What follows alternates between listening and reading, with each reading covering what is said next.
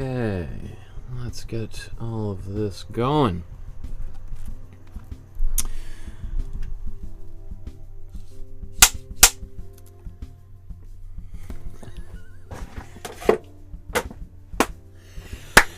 Good afternoon, everyone. Welcome to my studio. My name is Michael Markowsky, and today we're going to be recreating another painting by another one of my favorite artists. We are going to be looking at the art of Henri Matisse, or Henri Matisse, for those of you in the English-speaking world. Henri Matisse, a French artist, considered by some to be the greatest artist of the 20th century, rivaled only perhaps by his real-life rival, Pablo Picasso. And we're going to talk extensively about Picasso and Matisse's relationship throughout not just today's episode, but for the next 5 episodes, because this week we're celebrating Henri Matisse Week. So we are going to be making paintings all week long, looking at some of his most famous, most beloved, and paintings that are also accessible for even the most beginner artist out there to recreate. In fact, some of these paintings could easily be done by kindergarten kids. Obviously, they might need a little bit of help from some adults, but I've done some of these same activities with little children, and they can certainly do it. So if they can do it, you can do it, right? So this is one of the paintings we are going to do. I'm also going to do I'm going to do 2 paintings today. I'm actually going to do 4 in total because I'm going to do both of these in 2 different ways. So I'm really excited to show you a number of different ways that we could approach these paintings. And so let's sort of get right into it. We got a long schedule of, or not a long schedule, but there's a number of things that I want to accomplish here today. So let's see. Before I do that, let me just load this up for a second. Okay, so maybe before I go too much further, okay, I wanted that to be all one thing. I guess not. Let's see. So typically, what I like to do in these episodes is to follow basically this sort of format. What we're going to do is we're going to transfer the image onto the canvas, then we're going to apply the Imprimatura, the first coat of paint, take a little bit of break while the paint is drying, talk about the biography of the artist, and then move through a successive number of steps until we complete that painting. Today's paintings are actually really fairly straightforward, so that's why I'm doing multiple different ones in different ways, because really there's not this level of complexity that we typically see in some of the other paintings that we've done. And then of course we'll end at our side-by-side comparison. So if you're watching this after it aired, you're certainly welcome just to jump right to the end, see how it turned out, and if you want to come back to the beginning where we are right now and follow along, mistakes and all, and see without any edits how we solve these challenges that each painting presents us. So maybe just before I launch right into here, just want to remind everyone there's so many different ways you could support the channel and all the work that we're doing here in this wonderful community, which is simply like and subscribing to the channel, hit the notification bell.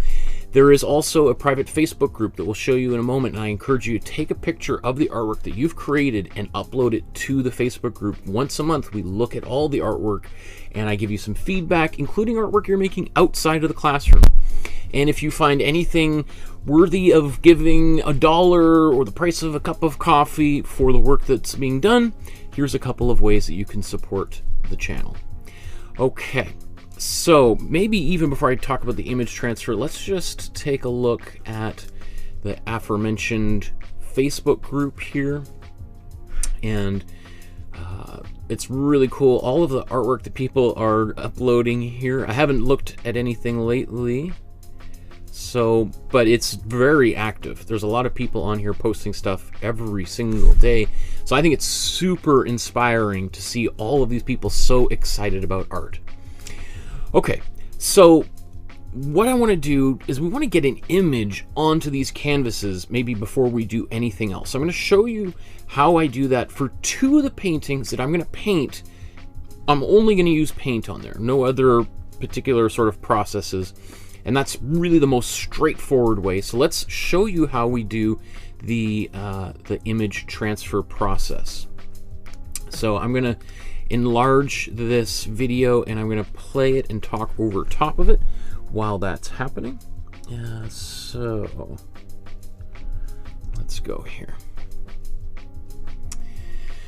So I'm going to do all 4 paintings on these 9x12 sized canvas boards, and then and I've just got these. I ordered these off of Amazon, but you can use. I'm not happiest with these, so I'm not going to tell you exactly which ones they are. There are other ones I ordered off Amazon that I think are better. These ones are basically the exact same kind of things you can get at the dollar store, and they're just they seem to kind of warp a little bit more than typically. And if we're going to use a lot of paint or glue, then they're going to warp significantly. So I'm going to be using one of those today to do one of the more media intensive pieces, so we'll see how well that holds up.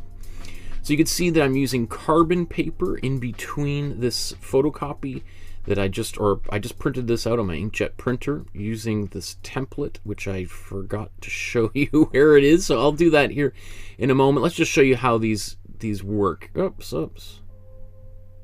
Did we did that one? Okay. Right, you can just see pops off. And wow, I'm skipping ahead really quickly, hey? Well, both of them you just trace over top of these lines. I'm going to be doing a few more times in different ways, so you'll see it in real time. But either way, you can also see you can move around different things depending. Now I realized I moved the signature onto the bottom of that one. Okay, so let's look at the Dropbox folder, which is linked down in the description below. And in that Dropbox folder, you're going to see a whole bunch of folders. There's lots of folders in here, all of which paintings that we've already done. So if you're watching me for the first time and you're inspired and you want to do more paintings, there's enough to keep you busy for the next couple of years. Today is painting 190, and we've done way more than 100. We're going to do 4 paintings today, but I've just numbered at 190 today. So we are here right near the very top. These are all our most basic paintings that we can do. And you're going to see inside this folder, there is a lot of paintings in here. So let me just sort of show you really quickly, because some of these apply to the other paintings that we're going to be doing over the next few days. So of course, we've got these 2 images, the originals, and then we have some outlines that I traced, which you just saw me transferring onto the canvases. And you can download these for free from the Dropbox. I think it's also worth mentioning on, I think it's Wednesday, we're going to be doing this famous artwork, another collage, another cutout from Matisse's jazz series, or the jazz book that he created. Really probably the most famous artist book. So we're going to be doing that on Wednesday. And then, depending on how time goes, we may also do this one in a fairly simplified way on Wednesday as well. And I should mention there's also the outlines for both of these. On Tuesday, tomorrow, we're going to be painting this painting as a part of our basic intro painting process. We're going to be learning how to paint this painting. And of course, there's an outline for that. And on Friday, we're going to be doing this cutout. So there's another one. I think it's Friday or Saturday. I have to check the schedule. And then there's a separate folder. Well, on Thursday, we're going to be doing a much more complex Matisse painting. So probably we'll talk about that in the next couple of days, because I just don't want to overwhelm people with too much more information. So once we've got the image transferred onto the canvas, the next step we're going to do is to apply the Imprimatura. We're going to put a yellow coat of paint. That's the paint that I typically do as part of this process. Before I launch right into that, I just want to show you, here's the paints that you could use to do any of all of these 190 plus paintings. This is the set of paints that I use, that I've been using for the past couple of years. But there's, if you don't have that brand of paint, or you've already got a brand that you've been using that you like, here's a few other ones that work really well. Golden is probably one of the most well-known here in North America. There's also Liquitex is also another major brand.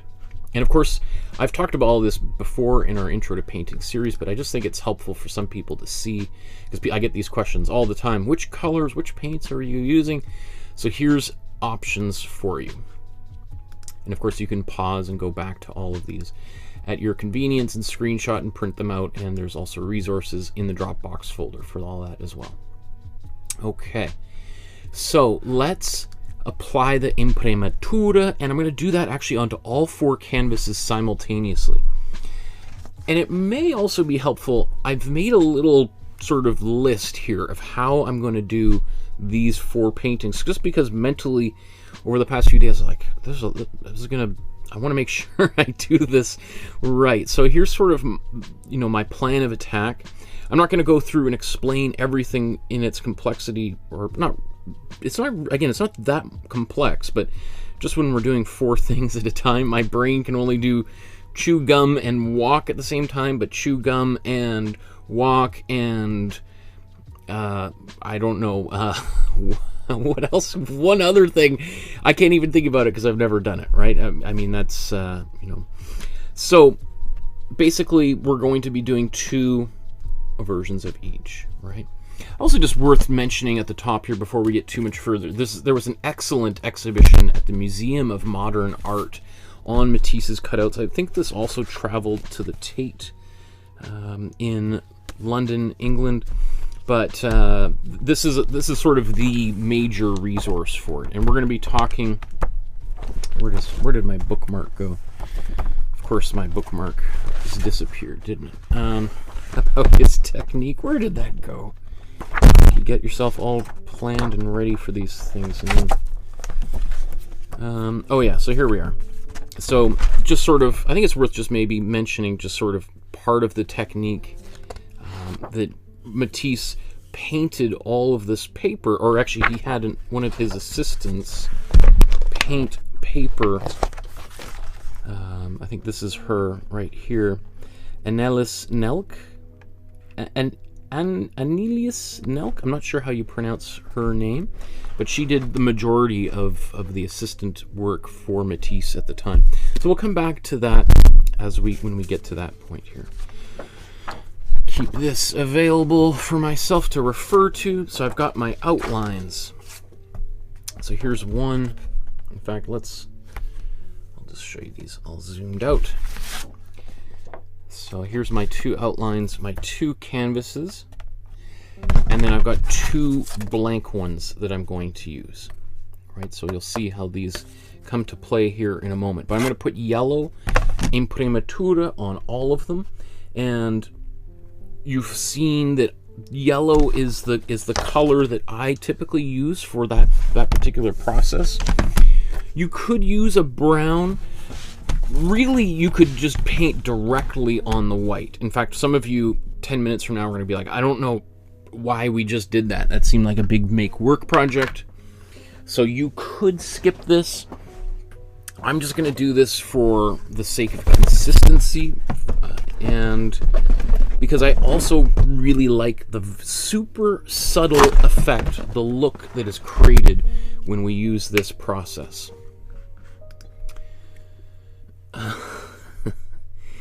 So I'm going to put maybe a little bit more paint on here than I typically do, because I want to be able to cover all 4 of these canvases at one time. And I may even have to mix another mixture of this halfway through. We'll see how much we get done. So let's just stir this up.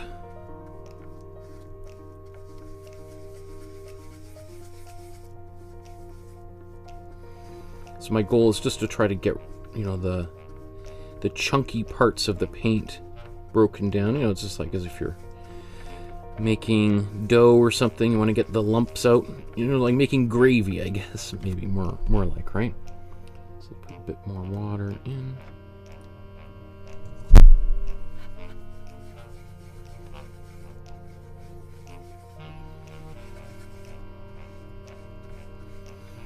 Okay, now all of this is going to get covered anyway, so it doesn't have to be perfect.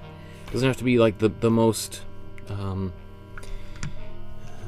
consistent layer possible, but you know, it makes things a little bit easier. I'm going to start with these paintings because these are the first ones that I'm probably going to paint on. So let's just get this on here. Seems a little bright, doesn't it?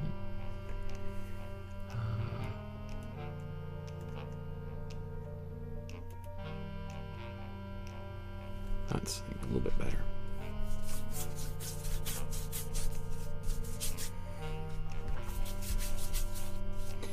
Now, actually, on a few of these, we're just gonna.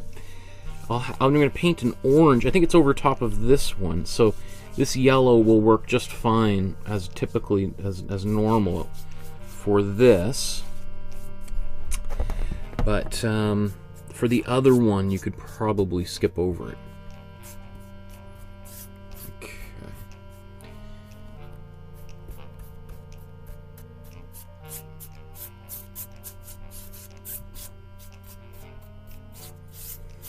And you know, as always, you know, when we're doing paintings that are maybe a little bit more simple, it might be worth just doing this type of activity, maybe just giving it a little bit more care than you might otherwise do when we're doing much more complex paintings.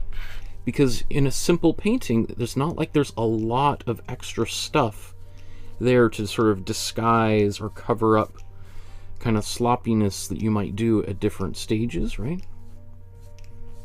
So that looks pretty good. I'm pretty happy with the way that first one turned out. Okay, so I'm just going to set this to dry.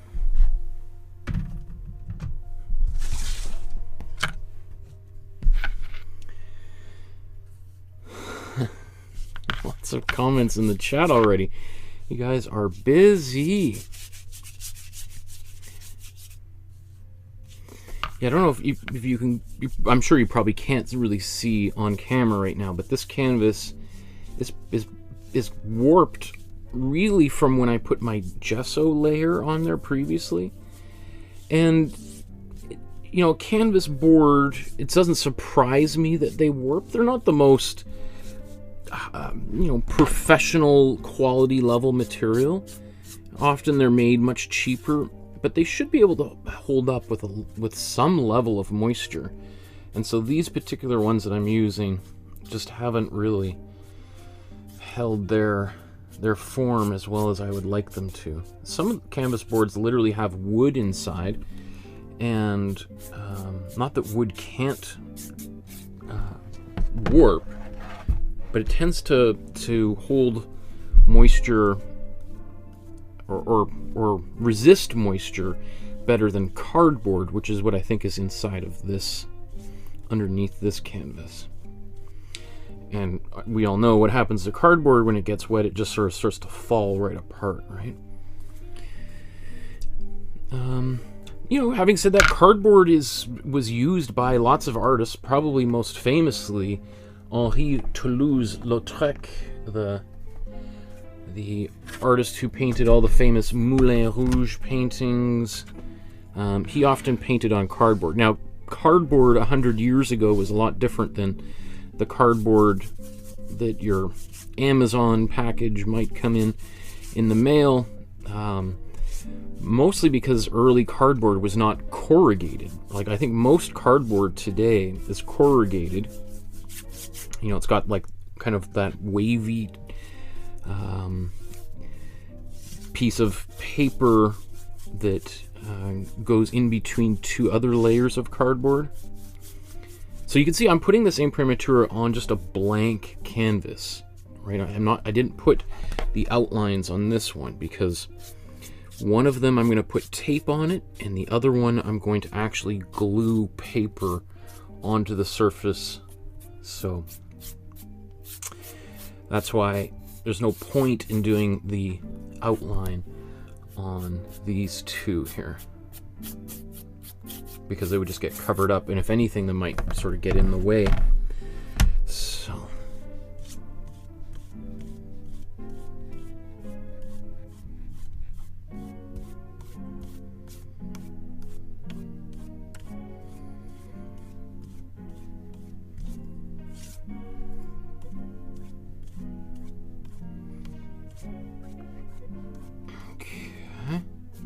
I'm actually surprised. I still got enough of this yellow that I could probably do 2 or 3 more of these canvases. I thought I would be almost out by this point, but I've still got plenty here. So maybe let's see. How much more do I in fact have? Actually, now that I'm spreading it out, I'll get close to finishing this off, actually, now that that was deceptive.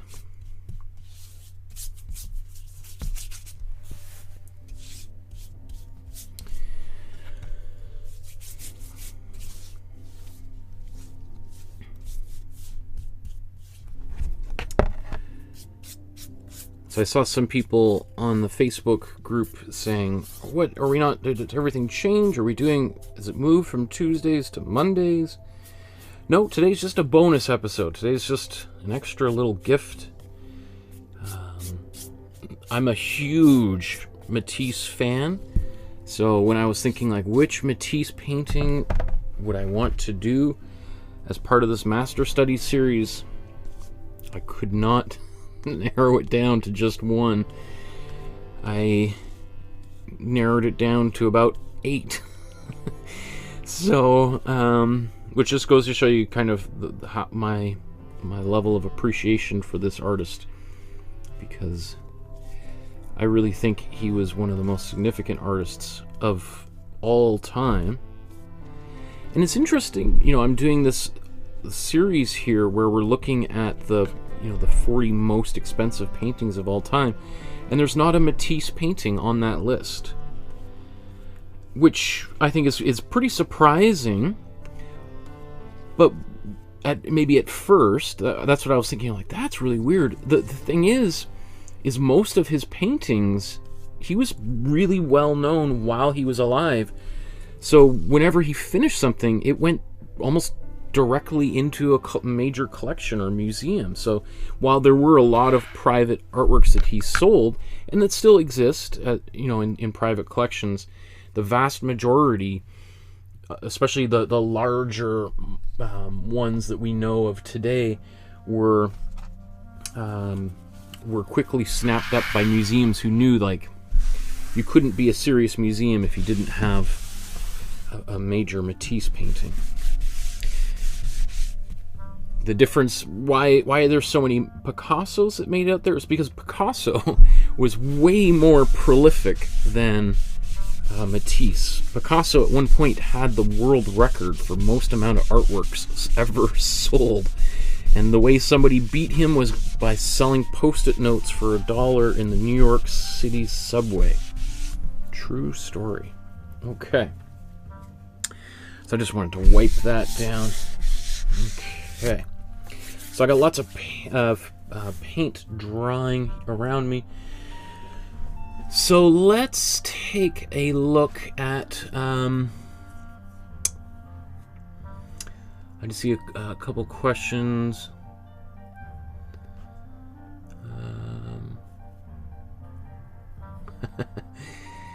Everyone's excited for Matisse Week. Cancel everything, Pascal says. We are painting all week long. Yeah. Rachel says, I tried different warm color Imprimatura because I wondered why yellow. In the end, yellow gave me way more depth to subsequent layers than all the others. Close second was Golden Paint's Metallic Gold. Metallic Gold wouldn't surprise me at all because Actually, a lot of paintings, medieval paintings, were painted on gold, or at least there was a gold leaf in many areas of the painting, because it reflects light so well. So just like this yellow, when the light penetrates through all those layers of paint, it's going to bounce off that gold and come back through and create this almost like glowing, you know, like the glow that we see from a computer screen, right? The light emanates from inside the computer screen towards our eyes, rather than reflects off a surface like a canvas back towards our eyes, right? Okay, so let's look at the biography of Henri Matisse. Now, we're not going to spend, we're going to look at his biography maybe in more depth tomorrow. Today, I really want to focus mostly just on the cutouts themselves, but just as for not everyone's going to watch tomorrow's episode, so just as a quick summary here, Matisse, born in 1869 and dies in 1954 at age 84. Nice, long, very successful career. He was sort of a little bit of a late bloomer, I guess, in terms of his career. Like he was sort of dabbling in art, but didn't really dedicate himself to making art until he had already pursued a different career.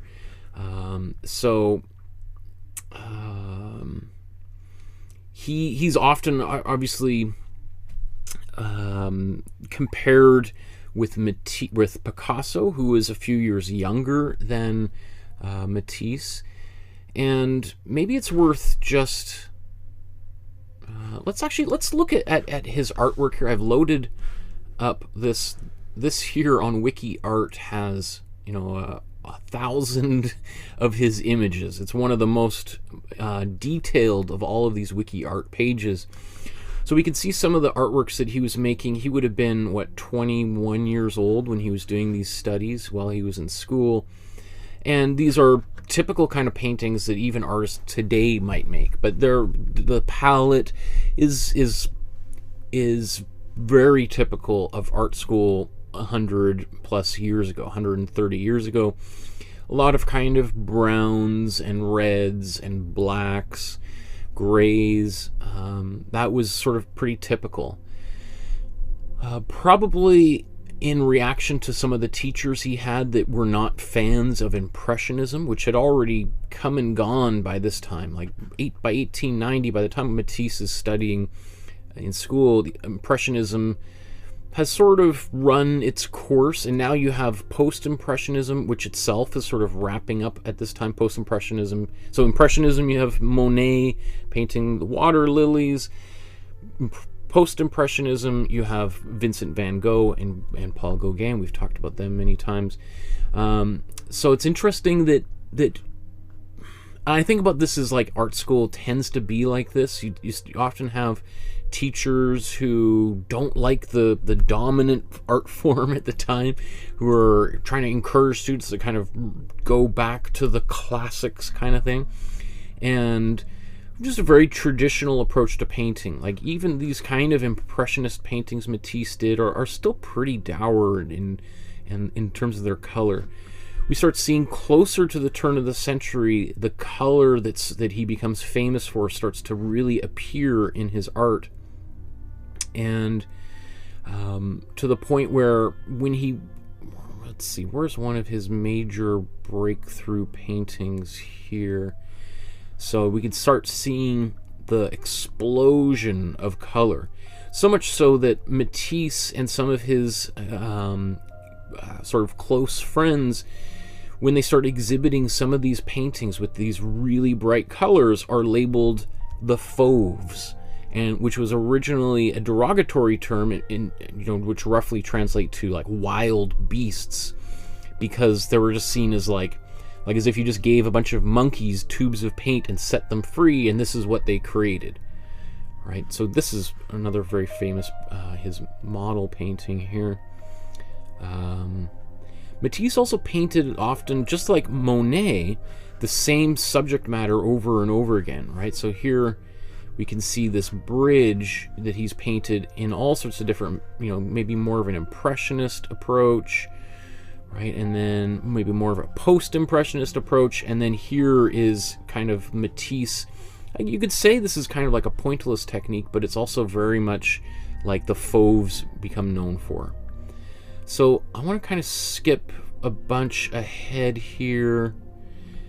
At this time, by this point, Picasso is very well known. Picasso's already gone through a few different, his blue phase is over. Now he's going into his sort of pink or rose period. So Matisse, again, is a little bit of a late bloomer, but I think so. Here's some of this painting, Luxe, Calme, and Volupté. I'm trying to remember what that is, what that translates to in English.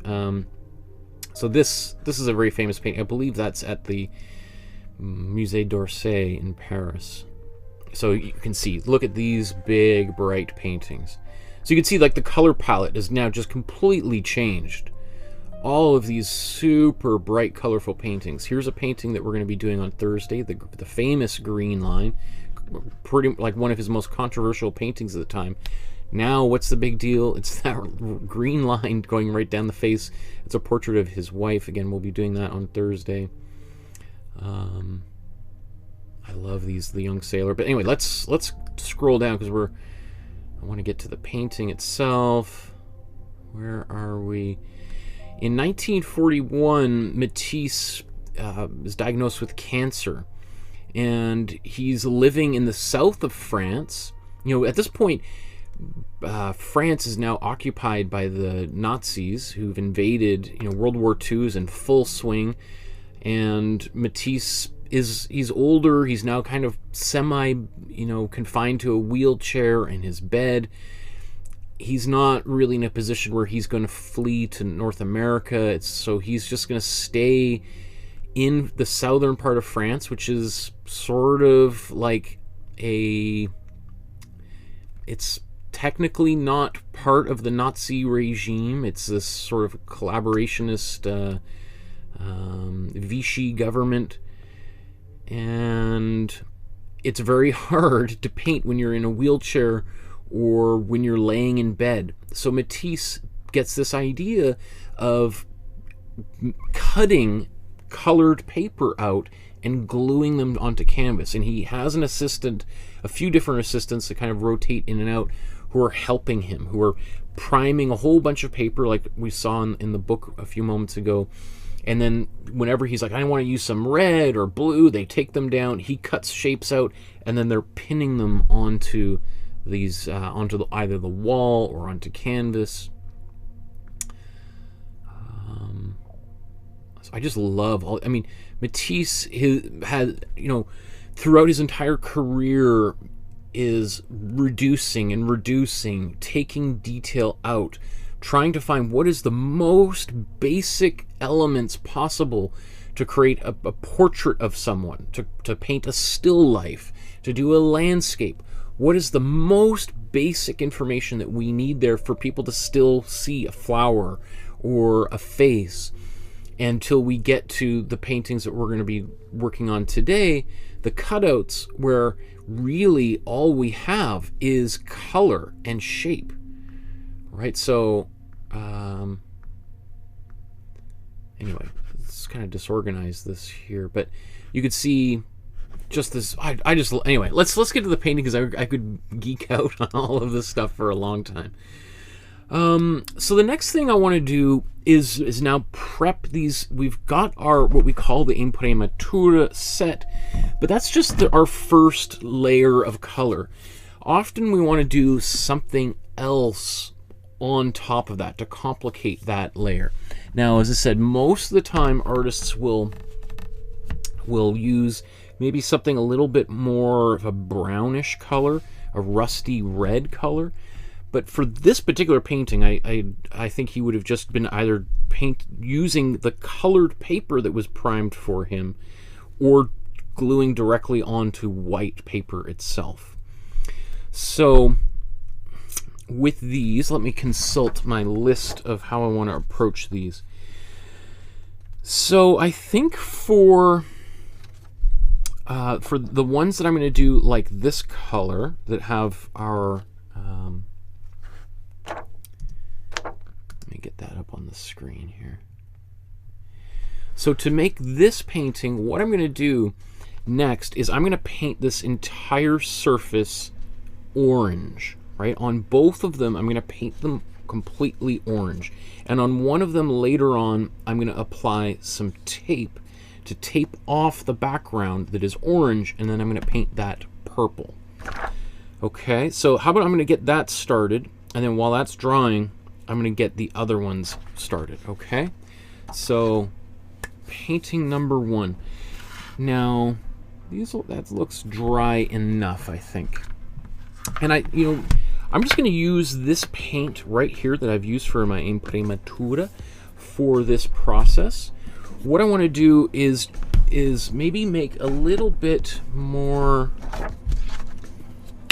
maybe less. I mean, there's water in here, which is not ideal. So I'm going to add a lot more paint to this, just to sort of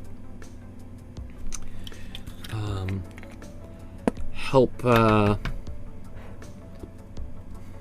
What do you call it when you? It's like diluting the water, you know, soaking up the water, reducing the water to paint ratio, I guess you could say. So I'm gonna let's take this and stir this up, and you can see it's much thicker here. That's good. That's an okay ratio of water. There's basically very little water left in there. Cool. Okay. Now let's get a bit of red, and you can see I just took a little dip of paint in here. This is my warm red. In fact, let's look at these side by side.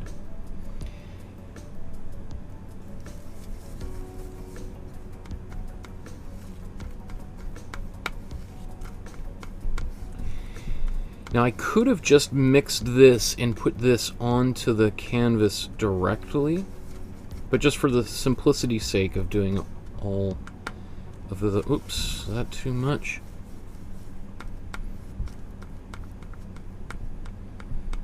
I think that's pretty close. Maybe let's make it a little bit darker, because I'm going to add just a little bit of matte medium. All right, matte medium is just acrylic paint without any pigment. Right, so it's just clear paint, and I'm going to use that as a glue later on as well. So the reason I put that in there is it's going to make it a little bit more transparent and maybe extend this just a little bit further. So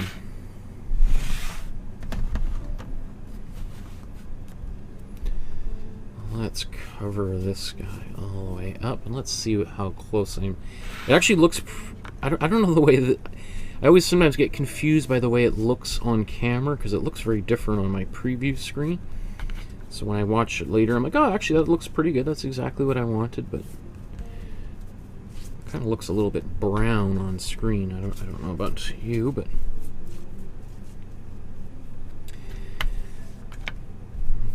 It looks like I'm going to have to make this orange a second time, which means they're going to differ just a little bit. And I can see that there's the way that this paper has been painted, there's some kind of vertical lines, or sorry, horizontal brush strokes in the way that it was painted by one of his assistants.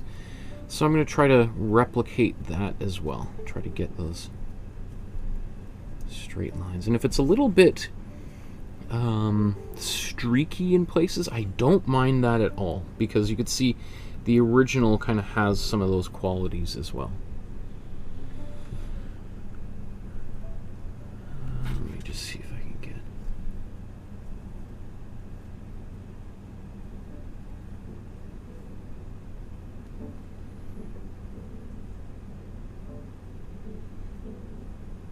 Okay. So there's one. Again, I don't have no idea what this looks like on camera. It looks exactly like the color that I see on the monitor, but when I look at my preview screen, this looks kind of brown, which is bizarre, but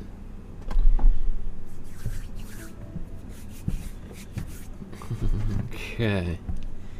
So let's do this a second time. I'm just going to need to mix a bit more of this paint. Which is, you know, a bit of a... It's frustrating when you have to mix the same color a second time when you're hoping you got it the first time around, but... You know, it's... I'd much rather have... Most of the time, I'd much just barely be able to cover a canvas than have like tons of extra paint left over and not know what to do with it.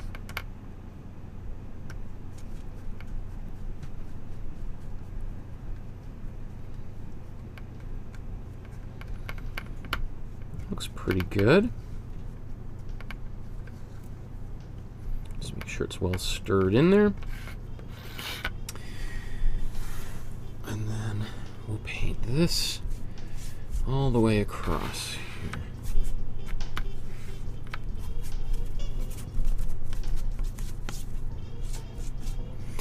And, you know, it might seem kind of like overkill to have painted that yellow before I put this orange here. But I would rather, when it's a little bit streaky, have yellow coming through those gaps than have white coming through those gaps. Personally, I think it makes a huge difference. It just makes things have this kind of more professional quality that you know, when people who've never painted, who claim to know very little about painting, see this type of a painting, they don't even know why, but they're like, wow, that looks really good. That looks really like expensive. And I think it's because they've probably seen like paintings, expensive paintings in museums, but they don't really know why, what makes it so special. So it's how would you describe? It's sort of like when somebody makes you a meal and you're like, wow, this tastes like it was made in a restaurant or something. Probably because somebody put a lot of butter in there, right? Okay, so I'm going to let these two dry. So both of these paintings that have my orange on them, right? One that has the outline on there. I don't know if I think you can kind of see that there. There's the outline there. So I'll let that dry, and then I'm going to paint some white where the flower was, and then I'm going to paint purple there in its place in order to get this image. And then this one, what I'm going to do when it dries, I'm going to cover it with tape. I'm going to transfer the image onto this, and then I'm going to cut the tape out, put matte medium on it, put white paint on it, then put purple on it. So this second one, using tape, has a lot more steps involved. Hopefully it's going to look a little bit cleaner and maybe a little bit more professional, and also try to replicate a bit of the kind of the sharp edges of the cutout paper, as opposed to the other one, which is going to be all hand painted. Nothing wrong with it, but I just want to show you that there's lots of options available to us.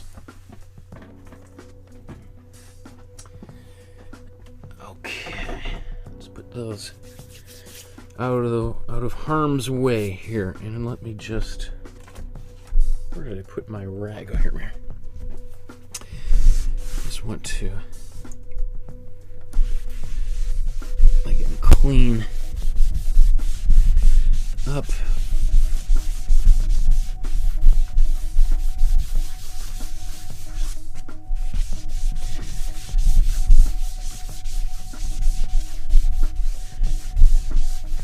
Okay, so this next thing that I'm going to do kind of involves, it's going to seem a little bit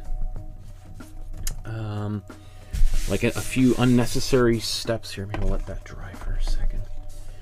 So let's just look at how I want to do this one and this process here. So with this one of which I've already got this prepped and ready to go, right? So this is describing how we're going to do this. painted the yellow, and then now I'm going to paint a very thin white over top of it, just to kind of get rid of some of the intensity of that yellow, and so that I can also paint the purple without it going brown, right? Because if I put the purple directly on top of this yellow, it's going to turn brown, because purple and yellow are opposite from one another on the color wheel, and they're going to cancel each other out. They're going to pull towards that neutral core, especially depending on how dark my purple is. So, I mean, the other option is we could make that purple, and we could put white into that purple. That might be would that make more sense? If we look, or I mean, not more sense, but would that save us time?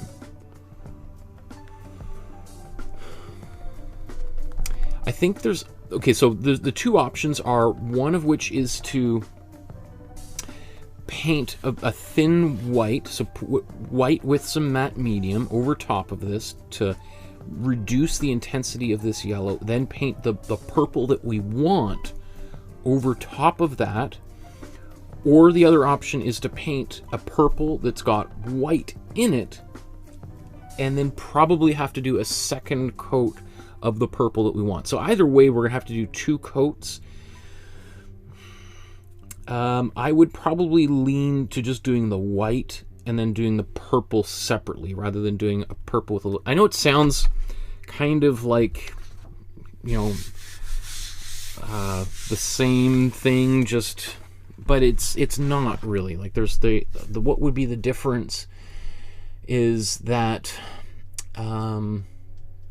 potentially the difference, you know, the difference is so minor that maybe I'm gonna get into the weeds if I start kind of trying to. So let's just move on, Michael. Okay, so I've got to mix my next layer of paint. I just have some. These are old peanut butter jars. I tend to keep a number of these containers around the studio because I never really know when I'm going to need to do something just like this. What my wife calls like being a hoarder. So I think I'm gonna, should I just do this right here? I'm gonna do this just in the lid. I don't need the whole.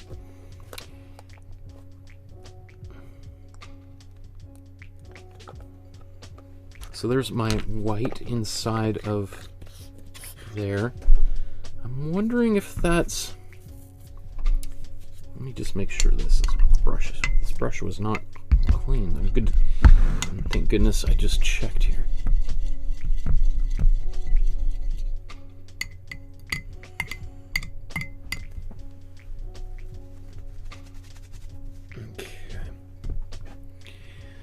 I am a little worried that this might be a little bit too opaque. So I'm actually going to take some of this out.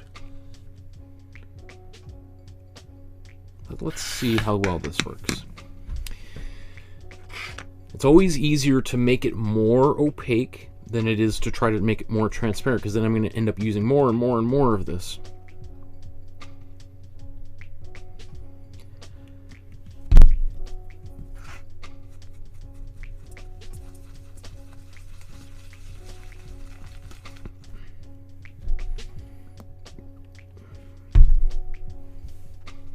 So there's probably 6-to-1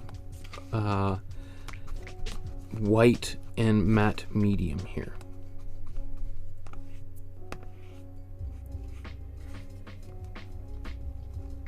And again, I'd rather have to do 2 coats of this to make it a little bit more opaque, like 2 semi-transparent coats, rather than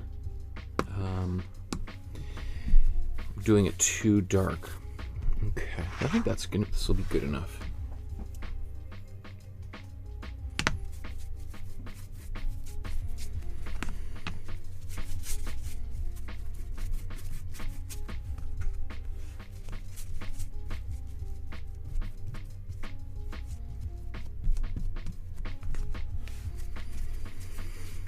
And I suppose the other thing people would say, well, why not then, we could have put some white into the yellow, or we could have made the yellow semi-transparent.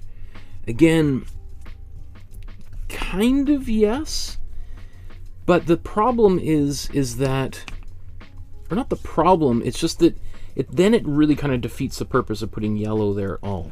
That yellow is going to shine through. It's going, the light is going to penetrate all of these layers of paint, and we want it to bounce off that yellow at the very, very bottom. So it's kind of important that at one point it's fairly high strength. It's not diluted too much.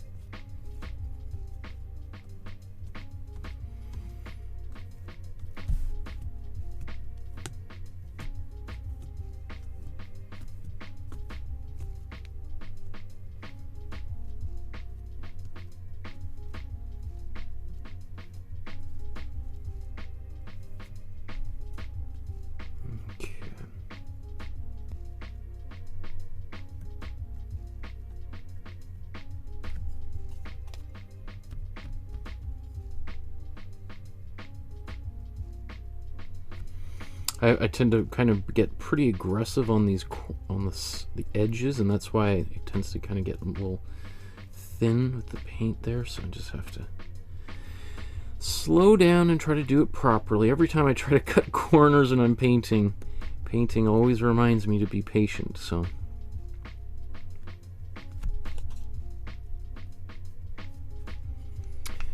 okay, I know some people are just like that. Just, I don't have no idea why he's doing why he does it, but I'm pretty confident that we'll get the results that we want here. So I'm gonna have to put more. I certainly didn't have enough to go around here, so let's do this again.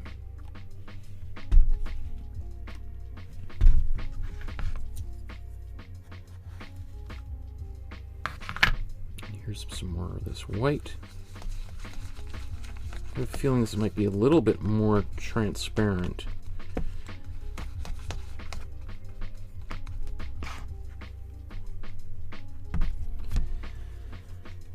Okay. Actually, not bad. I'm glad I didn't put more white in there. That was my instinct. So as I said, it's better just to see what it looks like, test it out when it's thin before you go too far.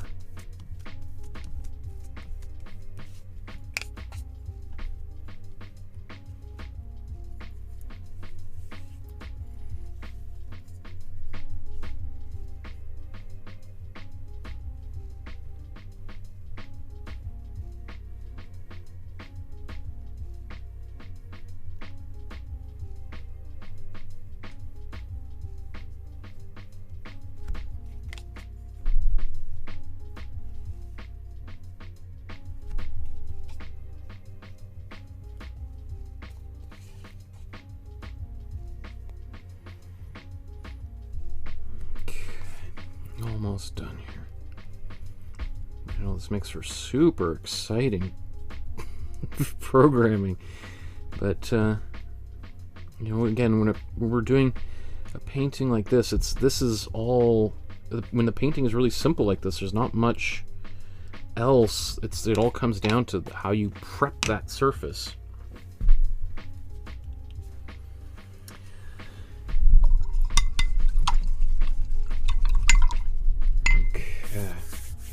So now I got 4 of these ready. 4 paintings ready to go. Let's move this off to the side. And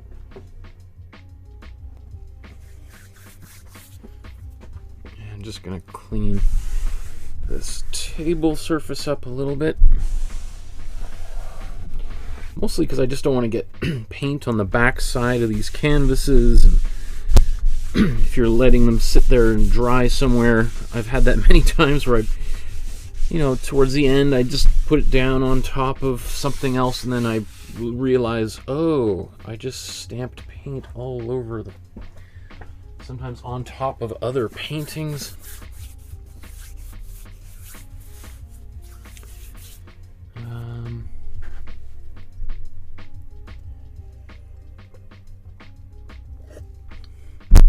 So, let's look at our plan here. We go back to these yellow ones here. Let's see if they're dry yet. Almost. I think I can just do a little bit of a blow dry, and that will speed that up.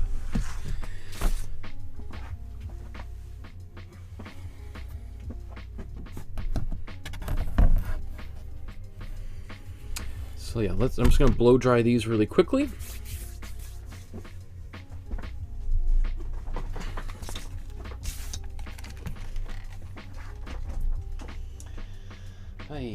What have I got going on here?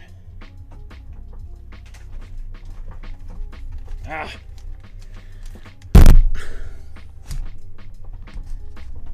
My hair dryer's caught, tangled up. There we go.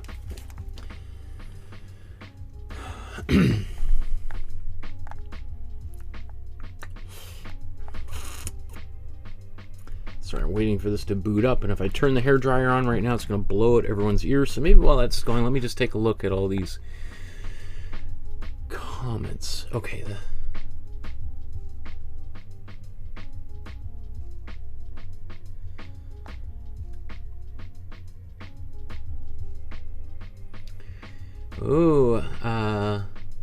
Lolly says, it's school holiday time for my little niece and nephew, so I'm thinking of maybe getting the paint set out and painting with them. Messy, but fun.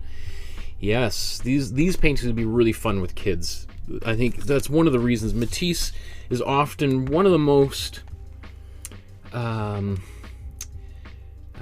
artists that we see little children's projects based upon, because they're, especially these cutout paintings, they're great also for teaching kids how to use scissors. I've talked about Matisse and worked with kindergarten kids, and we've used scissors, maybe some of them for the very, very first time. So that's really exciting for me as an artist, to be able to say that I showed a kid how to use scissors for the first time. Anyway, I'm going to blow dry these.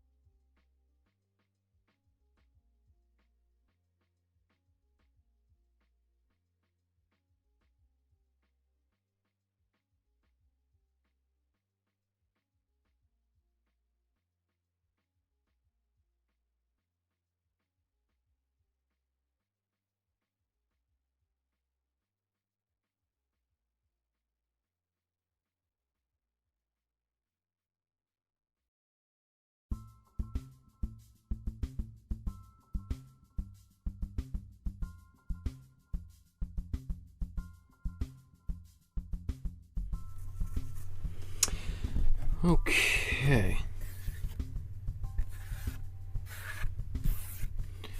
One thing I'll often do with canvases is if you just sort of wipe your hand over it, sometimes that helps. If there's paint that's still wet, it'll kind of spread it out and help it dry a little bit further out. And notice, like, on the edges, that's often where paint that's still wet kind of accumulates. Obviously, you want to make sure that as much of everything is dry as possible, but if you've got some persistently wet spots, that's helpful. I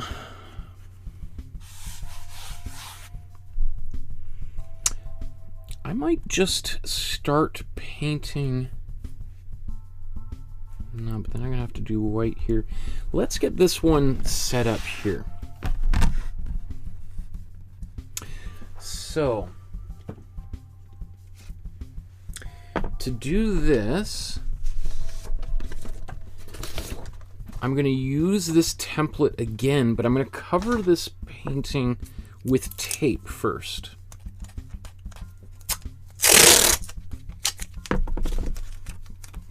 And also, if you've seen me do these things before, I like to put a little folded tab. You can even do it on both sides. It just makes it so much easier when you're trying to peel the tape off later on to be able to find those edges so you're not picking at the canvas for too long.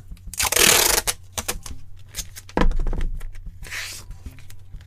going to try to do this as quickly as possible.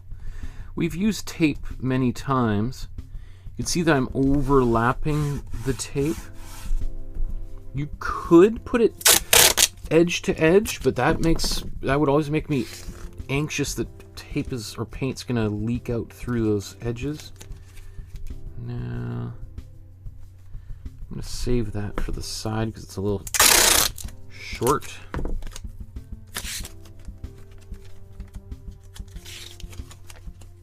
That one's too long. Wildly inconsistent. Also, you really want this to be as dry as possible. Like, I'm pushing it by putting the tape on within seconds of painting it, because if it's still wet, when we try to peel this tape off, we'll literally peel that tape, the paint off.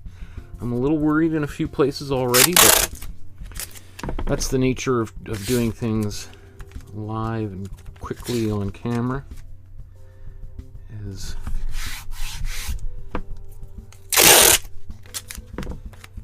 you sometimes get a few surprises.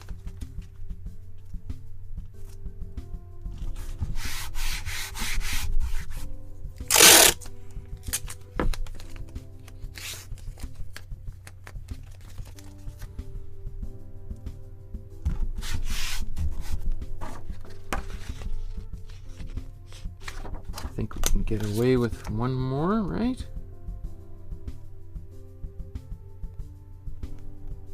Yeah.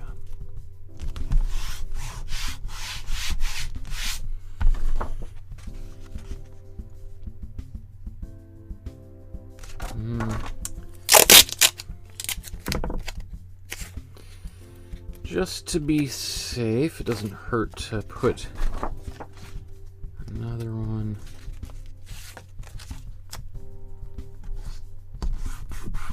Right there.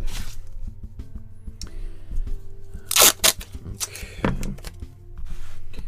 So I'm just going to put these side by side. I just want to try to get them relatively close position-wise to the bottom of the canvas here. I think that's pretty good.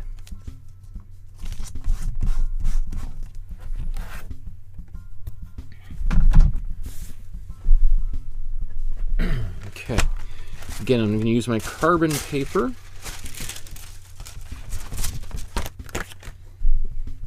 Use that again later on. So I'm going to put my carbon paper underneath here. And then I'm just going to trace this.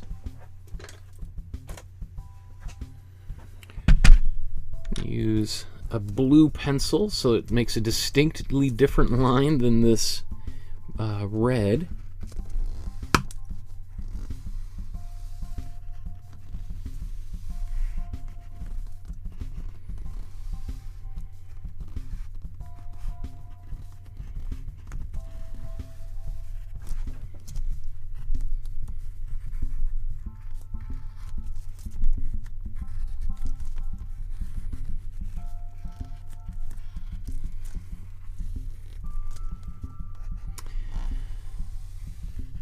So, I mean, I really enjoy using tape to do these paintings because it gives us a very different type of a look than when we're trying to paint it freehand. Okay. That's not good there. I didn't foresee that. Well, that's good. I mean, it's good to have those things happen, because let's make this work. Actually, maybe I'll just leave it like this.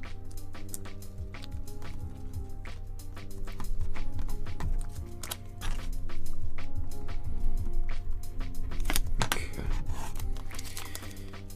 So, what I'm going to do here, I want to keep this orange, but I want to paint the purple inside here. So I'm going to cut out all these lines.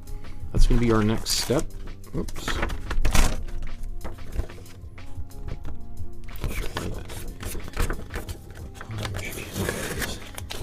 Okay.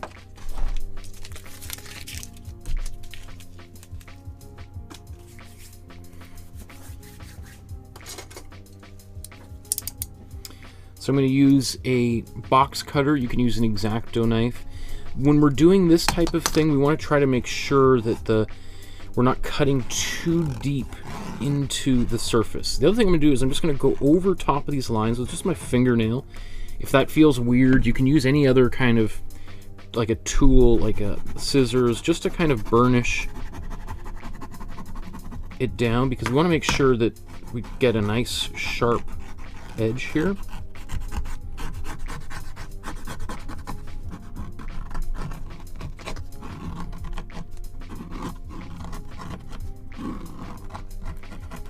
We're going to do this again, but it is a little bit easier to do this here because we just don't want it lifting off when we pull that tape off. Okay, so let's do this. I'm going to try to do it as quickly as I can.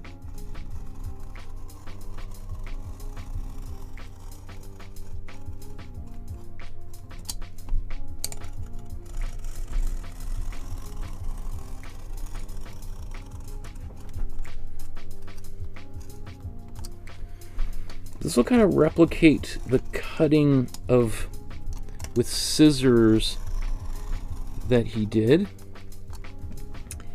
Because with scissors, unless you're like really, really good, you're often going to get sort of kind of sharp corners.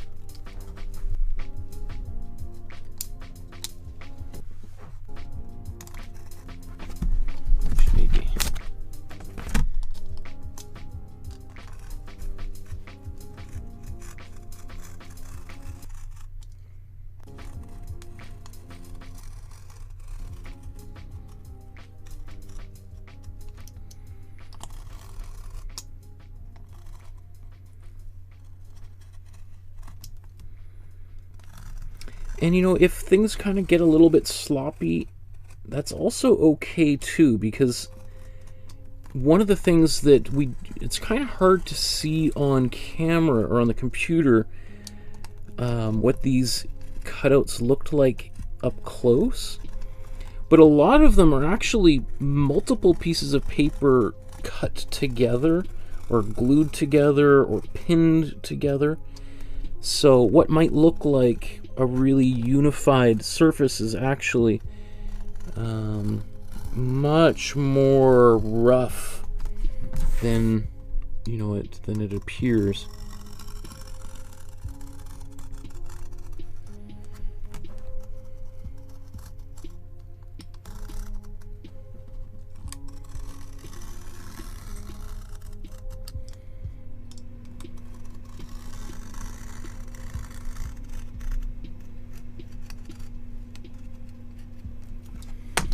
Okay, so let's just start peeling some tape off and see how well we did. Hopefully we don't peel too much of the canvas off when we do this. I'm also starting from this side because if I peel it off, it's going to automatically see a little bit of it peeled up. That's okay.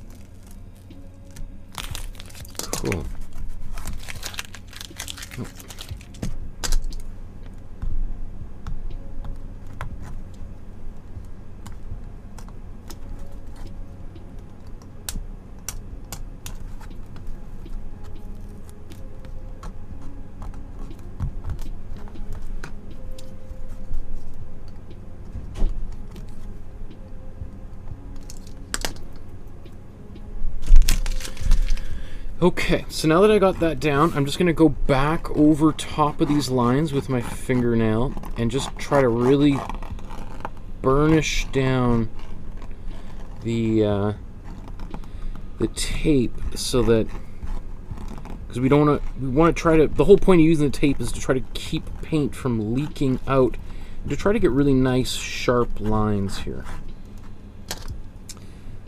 Actually, this area, I'm going to try to glue some.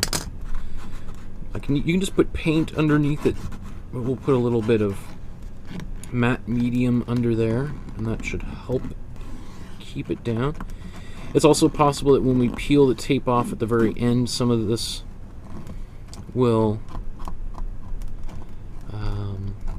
some of where we've cut might also peel back as well. That happened when we did the Rene Magritte. In fact, you know what? I'm just going to keep this down here like this for now. Okay. So let's get a brush. And I'm actually just going to put matte medium. I'm going to put just a little bit of it and then just brush this out. Okay. And now I want to brush away from these edges as much as possible.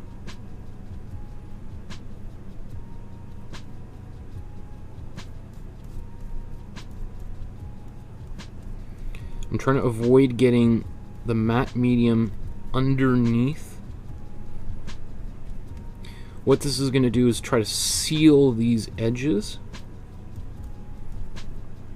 to give me nice crisp lines.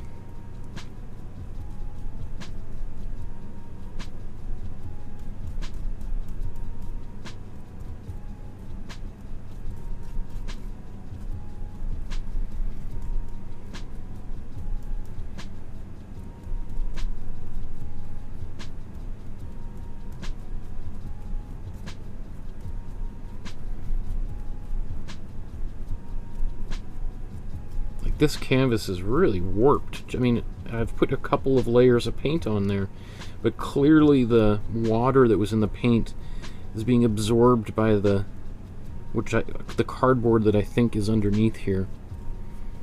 So, okay, now I just want to try to even this out a little bit. Again, I don't want to try to, I'm not interested in making it perfect, because I can do that with the subsequent layer, but that's pretty good.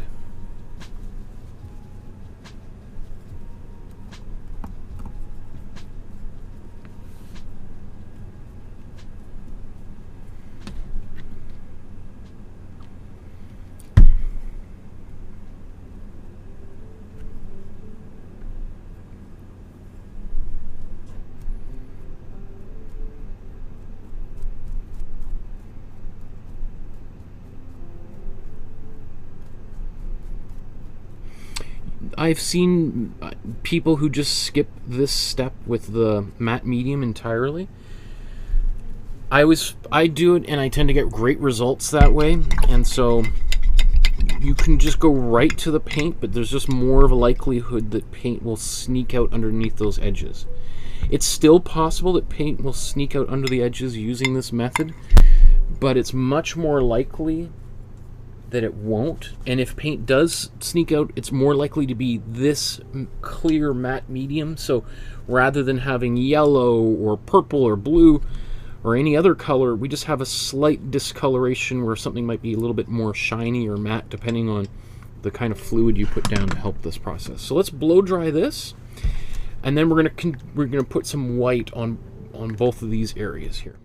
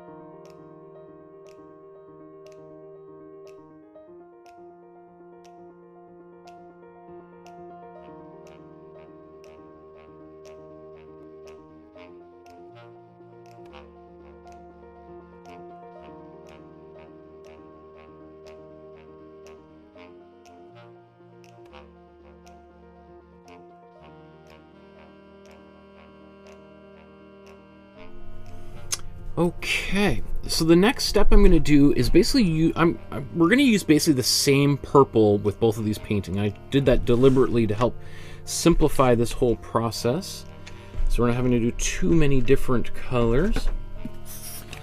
So let's take again some of this white.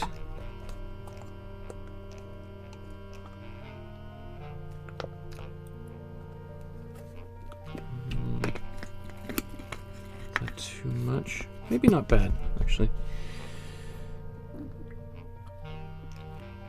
So it's about like 2 or 3 to 1 here.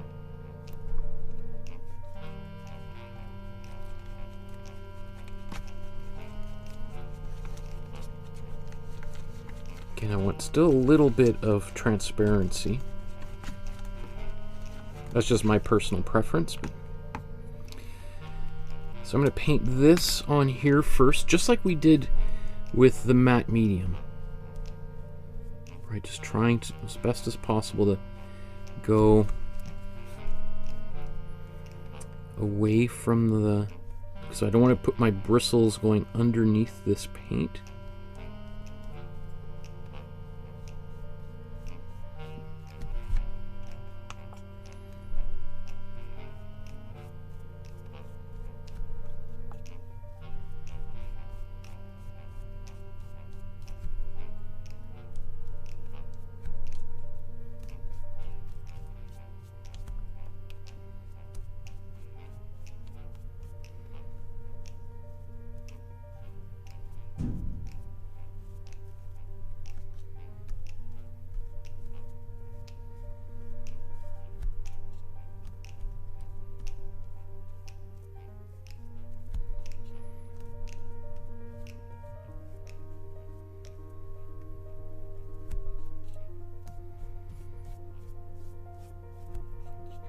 Using tape is also really fun because there's always that little bit of that reveal at the end, and it's like, oh, what is it going to happen? Is it going to turn out the way we wanted? Is paint going to leak out?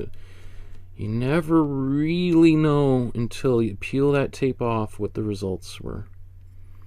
So some artists love that that kind of quality of not knowing and being surprised, and some people hate it. They want to know, they want more control.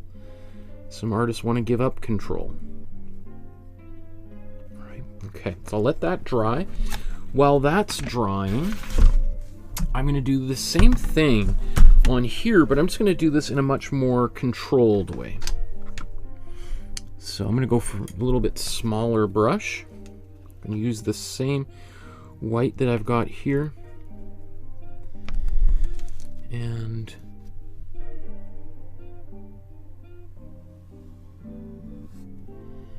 ultimately I'm going to paint all of this purple.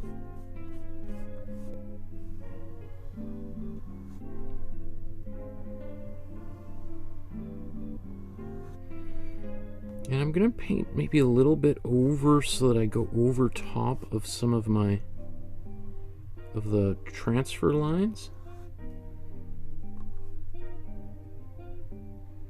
Yikes.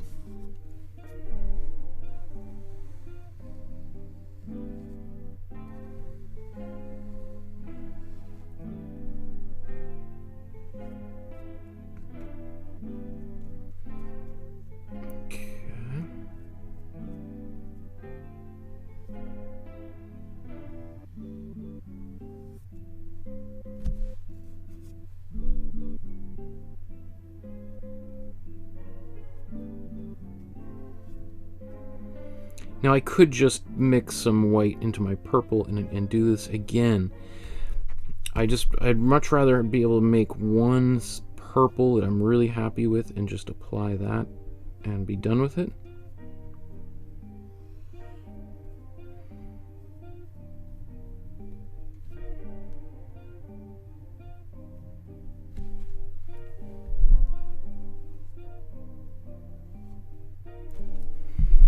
Some kind of like little ridges that were being built up there, and I want to try to avoid those ridges if I can. One nice thing about using white, I mean, because we could use other colors. I mean, you could potentially put black down here first, or green or something. But this is going to kind of also help simulate the look, especially if we leave a little bit of white, of, you know, the inside of the paper when we're cutting paper out. If the paper has been painted on top, the inside of that paper is still going to have color, or it's going to be white, assuming it was painted on white paper. So this could, we can use this to our advantage, you know, at some point if we wish to do so.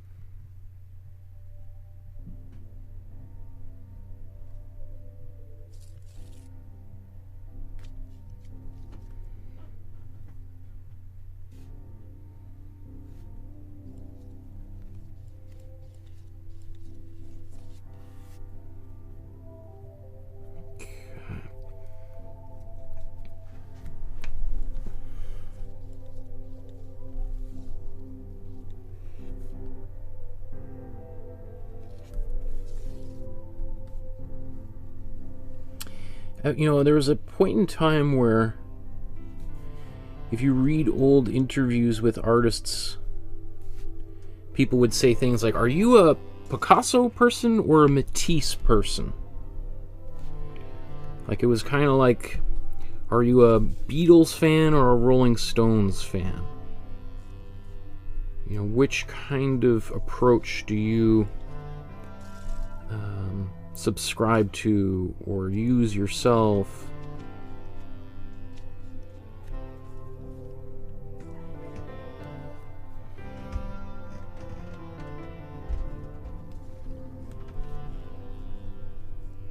I don't think people really you know, I think there's probably a whole generation of artists that barely know who either of these artists are, except for maybe a couple of their greatest hits. Just like there's a generation of people who maybe don't even know the Beatles, and are like, oh, do they just have a Netflix show or something, or they played on the roof or something, or so. Okay, there we go. So we'll let this sit. We'll clean. Actually, let's just. Oh.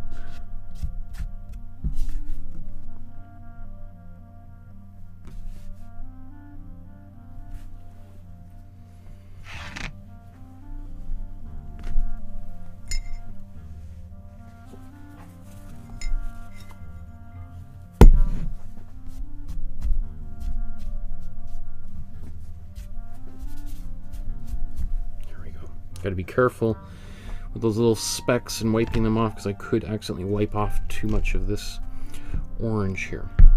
Okay, so I got both of these here that are drying. I'm wondering if I can get the other one started while I wait here.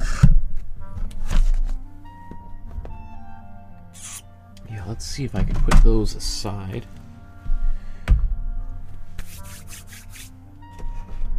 Go back to my purple ones while those are doing their thing. I guess they're still a little bit wet, so I'm going to blow dry. I guess I'm going to have to blow dry everything here, so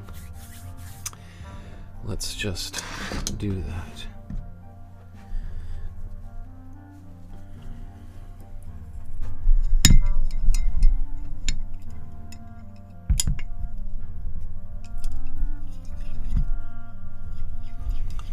Lolly says, why are you using the white, Michael? To make the purple color stand out better, or so it's less affected by the underpainting, or is it just for the edges? Really, just for both of those reasons. I do want some of that yellow to show through, but just not so much of it. So the white just sort of helps block a little bit of the intensity of that color. It will help give me a little bit more of a, help that purple get more saturated and less kind of a brownish gray color. So let's look at this. I'm going to blow dry.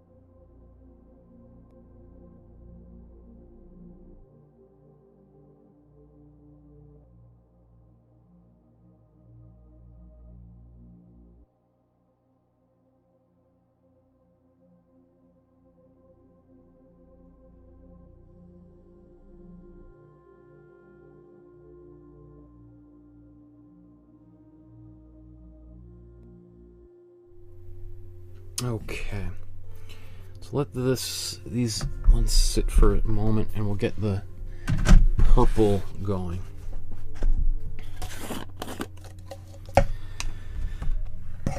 So what I'm going to do next is I'm going to paint both of these surfaces purple. I'm going to cover both of them purple, and then, or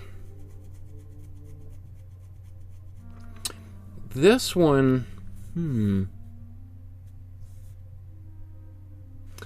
I originally was going to paint just the purple around these edges, but I think it'll look much better if I paint purple all the way across and then paint white back over top of it. Because it would be nice to see this purple as just big, long brush strokes going all the way across. Again, if you, it would save, well, I don't know, it depends on how you think of it. It could save me time to paint around here. It's sort of like, I think either way, we're going to end up in the same place. So let's put some paint on here. So what I'm going to mix now is a, yeah, I'll do it in here. It's just going to be a little hard to see. My color, using my cool red and my warm blue to make a purple. And this purple's a little bit more on the magenta side. If we look at, you know, I mean, they're two different purples. They're very similar, but not the same. But they're a little bit more on the magenta side as opposed to the blue side. All right, if we look at, let's put them side by side Right, so the purple is a little bit more over here as opposed to this deep purple. Now you can certainly mix it however you like. I'm going to try to probably go in this area. I do tend to like maybe a little bit of a darker purple.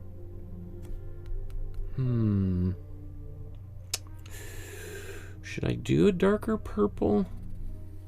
Let's see what it looks like. We can always change it.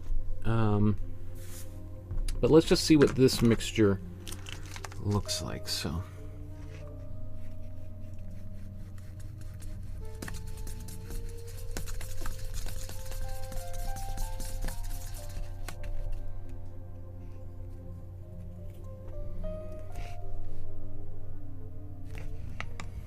I'm going to add way more paint here. Double this mixture.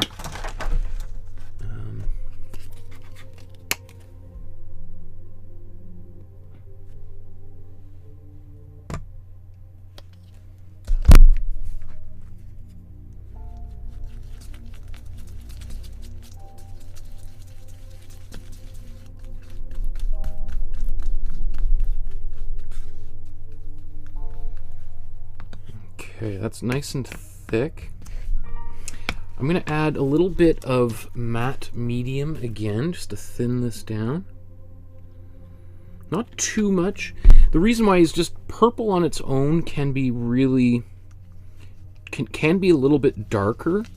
And we can use the white of these canvases to our advantage, right? Or the slightly, this white here, if we make it a little transparent, rather than adding white in here, which would tint this color and make it less saturated, a little bit more pastel, by making it a little bit more transparent, it does add a little bit of white, but it should keep the saturation of this color higher.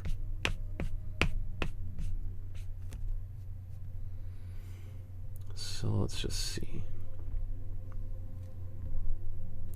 I'm pretty confident this will work. So our moment of truth. Let's do it on this one. This is one I'm going to actually apply paper. I'm going to cut paper out, and we'll do that here shortly. In fact, I'm going to just add a little bit more matte medium.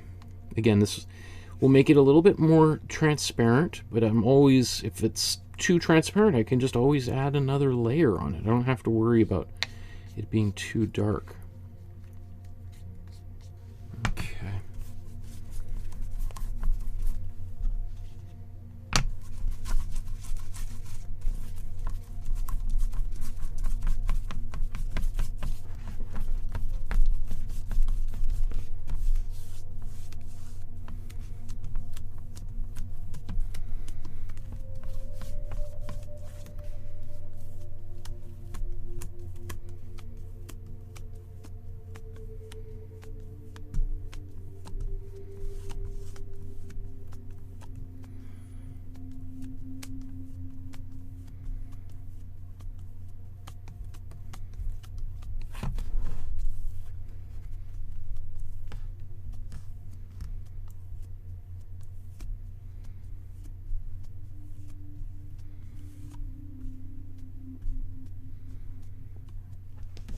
Okay, I think that's okay. As this dries, it's going to lighten up a little bit. It's a little streaky, which I'm not super happy with. So I think what I'm going to do, I'm going to mix this again. I might put actually a little bit of water in here after all.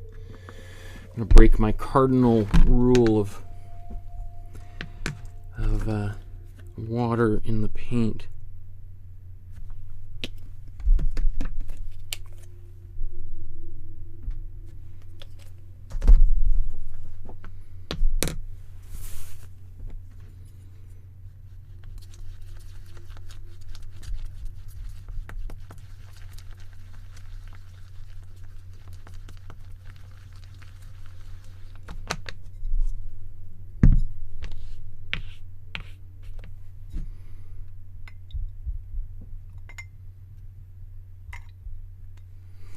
So this water is just going to help give it a little bit more fluidity here.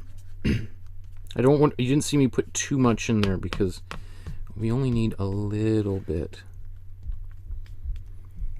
Okay.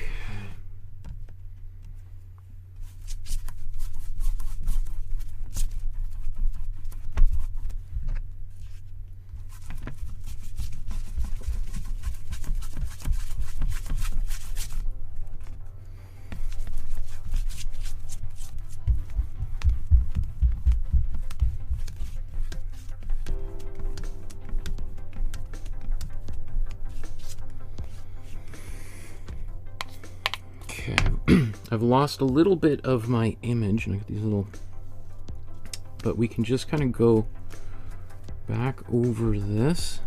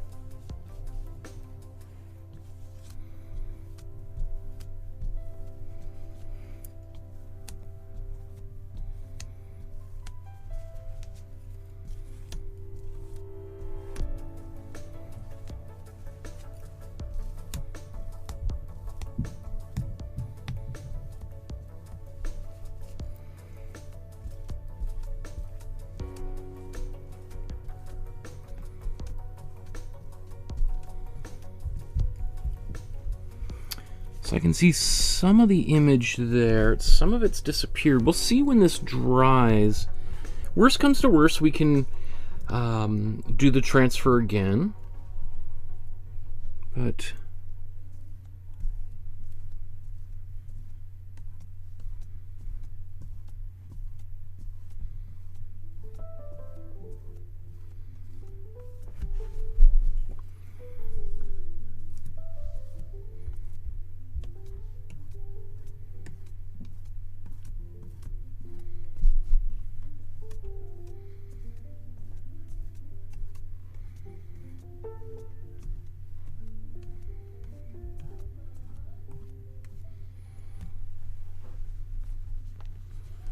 okay.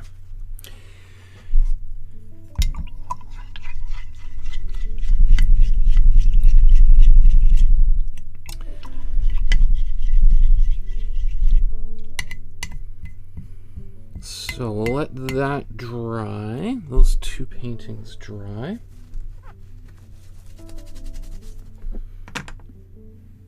And then we're going to paint, right now we're going to paint the purple on those other ones and get those pretty close to being done. So, where should I put this?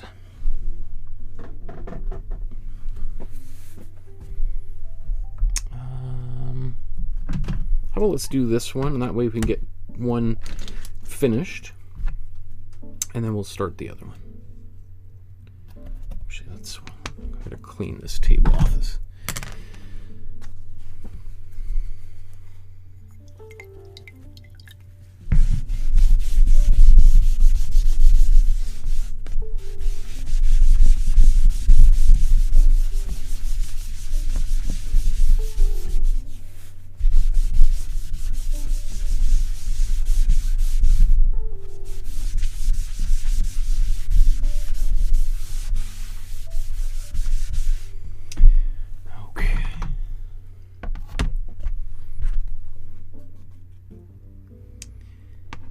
Sure my hand is clean, and then we'll go over this now. I might leave, if we look at the original, it is pretty seamless. There's not really any white showing of the paper, but that doesn't mean that I can't include white paper here, so I might leave a little sliver. Do I want to do that? It's hard to say.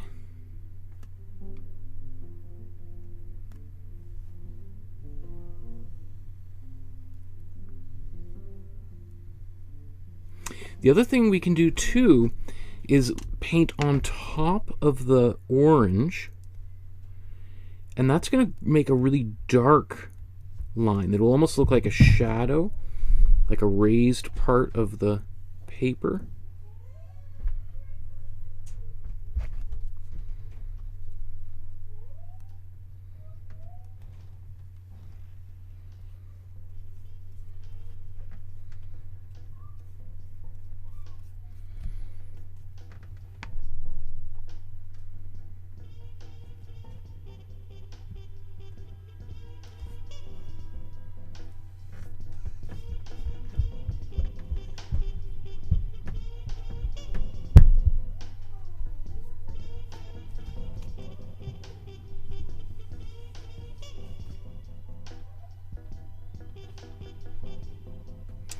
So, you know, this works. I mean, the reason why I wanted to show is that this one, you know, we're going to get pretty good results. I don't know if we're going to get the best results. In fact, I mean, I don't want to speak too soon, but my hope is that the other processes are ultimately result in more finished looking paintings. Because right now you see all this purple, kind of streaky. Now, if I do several layers of this, I'll get a less streaky purple. The thing is with this, I'm using the same purple that I painted my background with, which has got, you know, matte medium in it to make it more transparent. So maybe I should have made it another mixture of paint that was maybe more opaque. I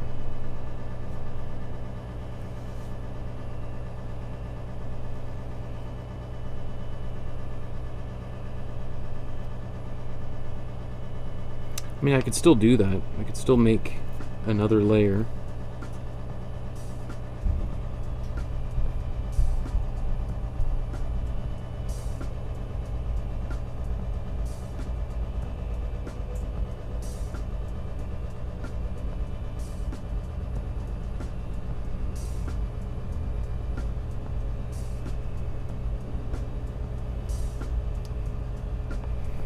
Right, you can see like it's nowhere near as solid of a color and shape as what we see on the image on the left there.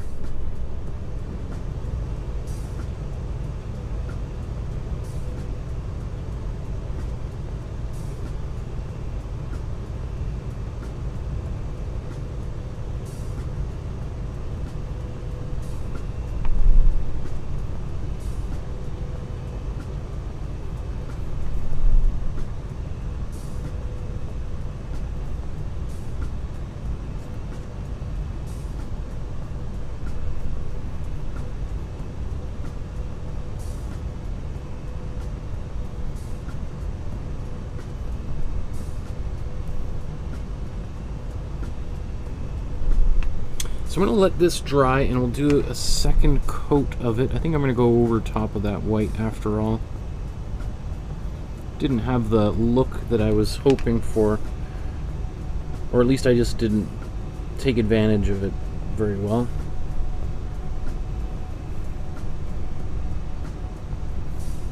Okay, so let's put that aside and then let's do this one. And this one we can just brush this right over, and I think I got enough paint to actually do it, so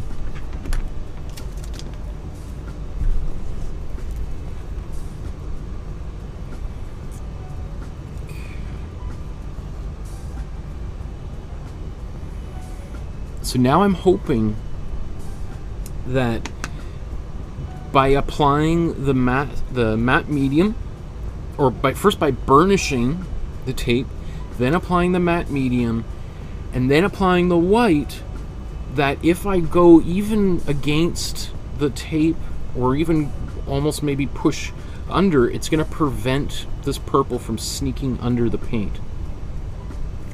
So I should be able just to spread this on very liberally like this.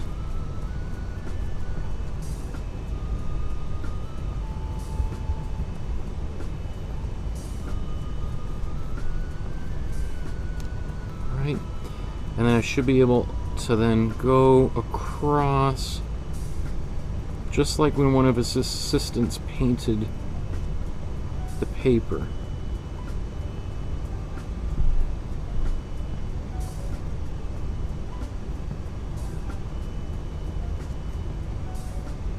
Again, you just want to make sure you don't go off the tape onto the canvas below. But this is going to make for just really nice lines that go right across. Like, there's just no way to actually paint a painting like this without using this technique.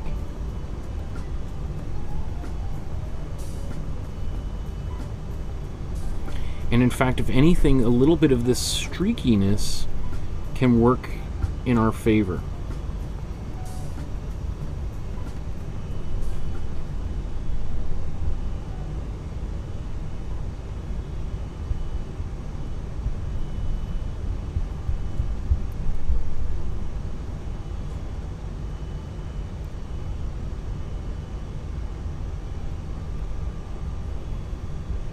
I want to keep that like that.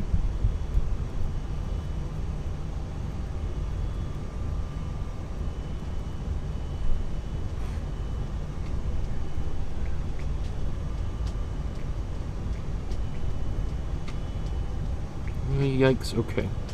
I gotta stop ASAP here because the tape is starting to get some build up to it, so. And I'm afraid it's getting super saturated. Okay. I'm not sure how. I think I gotta just leave it, even though I'm sensing a few places are not going to turn out the way I want, but hey,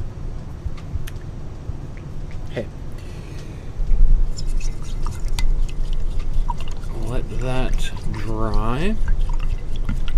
Maybe while this is drying, let's use the blow dryer and go over top of all of these paintings again.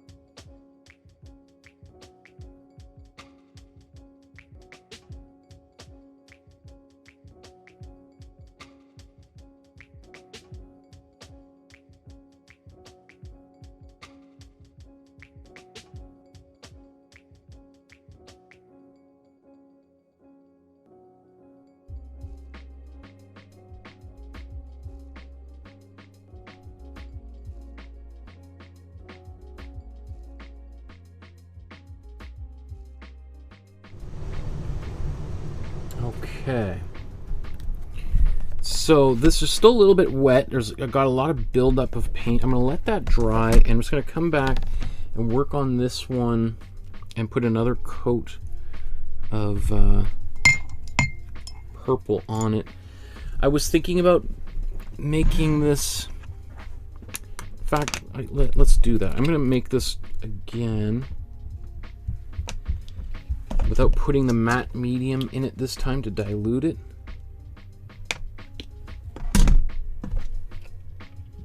And where's my white? I think I'm also going to take, let's mix this up first.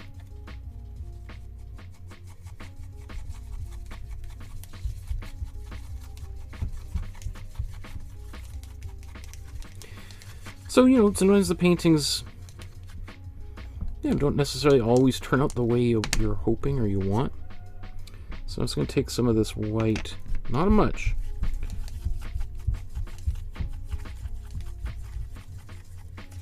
Again, that's going to help make maybe a little bit more of a unified surface here. Ooh, that's much darker. Okay, let's take more white.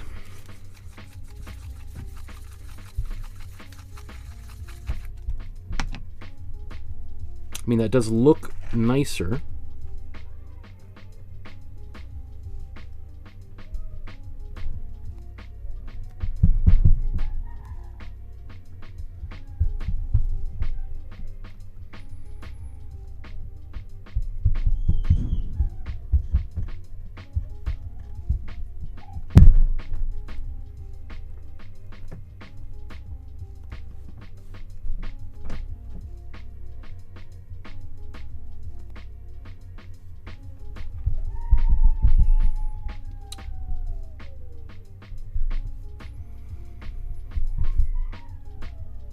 And, you know, so it's, you can certainly take a lesson from me, and as you watch how my paintings developed, you can make changes as you see fit.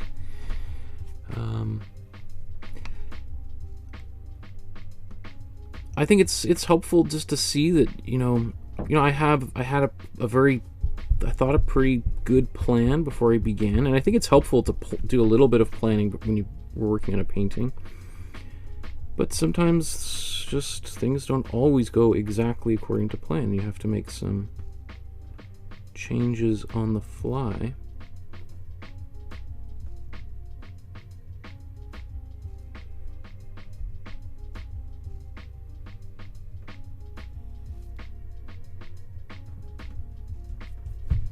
I mean, now that I'm doing this, I start to think like, well, maybe do I need to make it really unified? Maybe do I need to do another coat of this?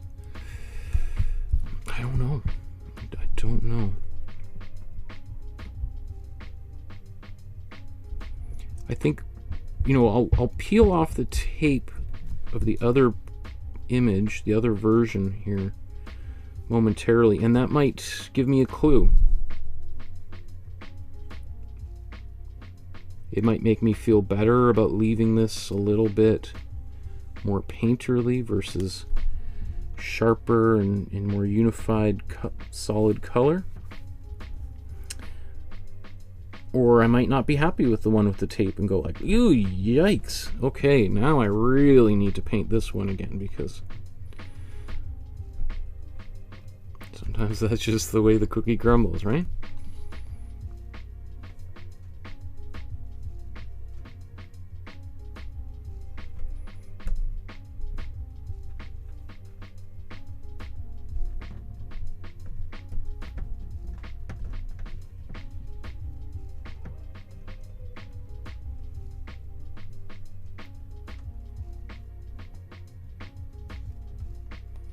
And I don't know why, but I'm really letting it build up some thick texture here.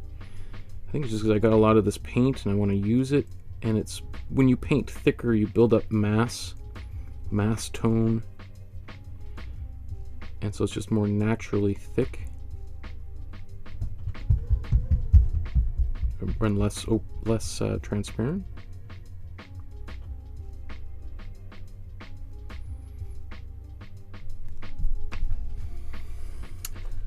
I like that better, and I think I am going to blow dry both of these just one more time and paint the same purple over top of any of the little transparent areas. And it's definitely, those color, it's funny, on my end the colors look pretty true, but on camera they look way different. Again, this is because I also went a little bit darker with my purple. I do like a bit more of the bluish purple as opposed to the magenta purple, the colder purple. Okay.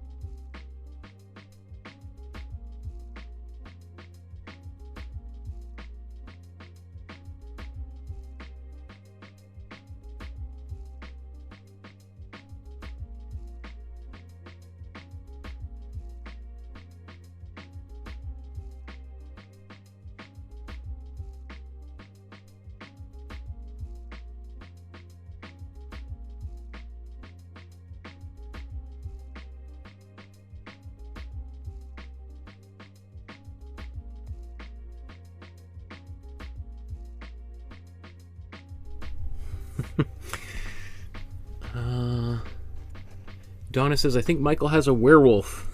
It's entirely possible. Upstairs, our daughter is on the prowl.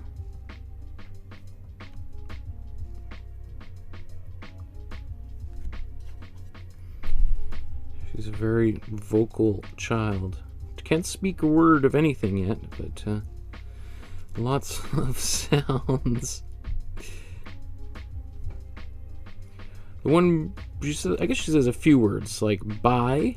She likes saying bye. When I put her into bed, she pushes me away and says, bye, bye.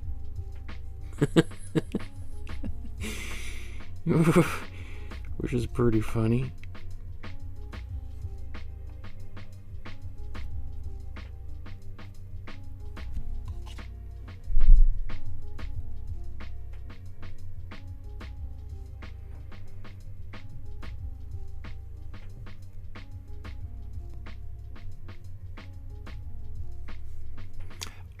I definitely like this when I hand paint it to be a little bit more opaque. I tend not to really like the look of worked paint.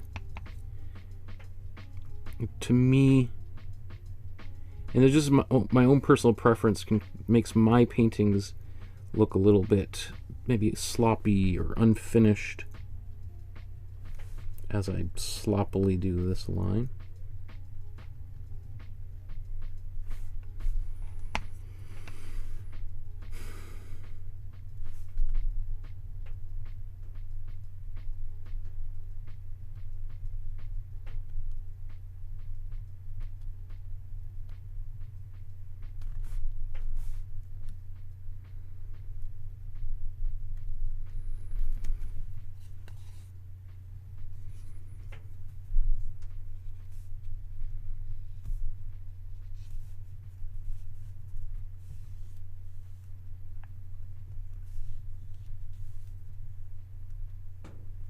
I mean, I could be convinced to even put more white in here, lighten it up even more.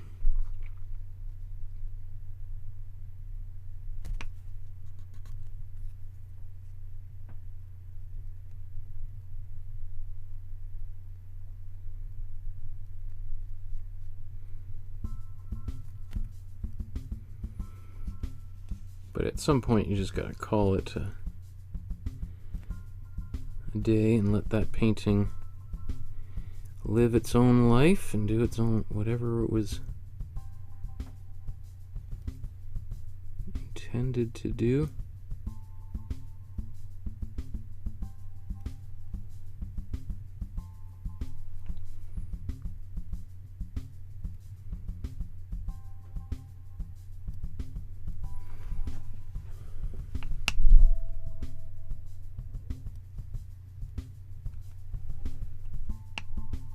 Okay, let's let that be.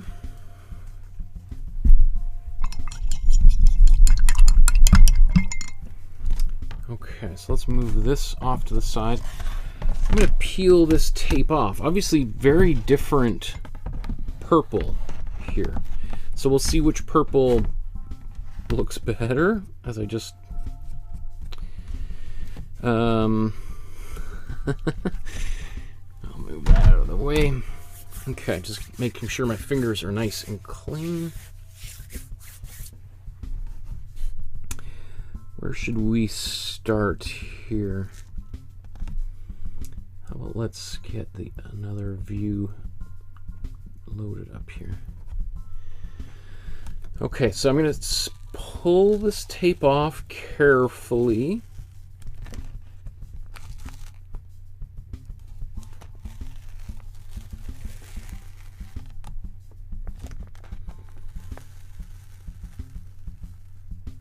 Ay, ay, ay, okay.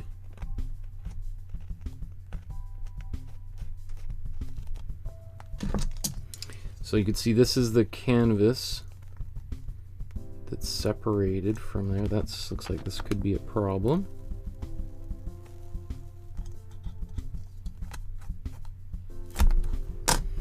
Okay, so if that's going to happen, then let's do smaller pieces at a time. Yikes.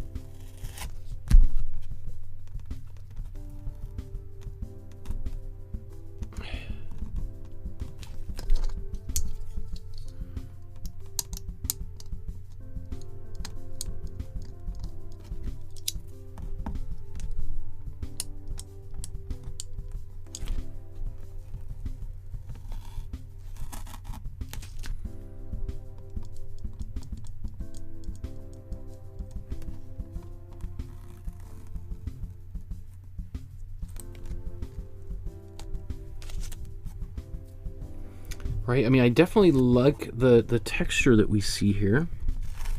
That's a win.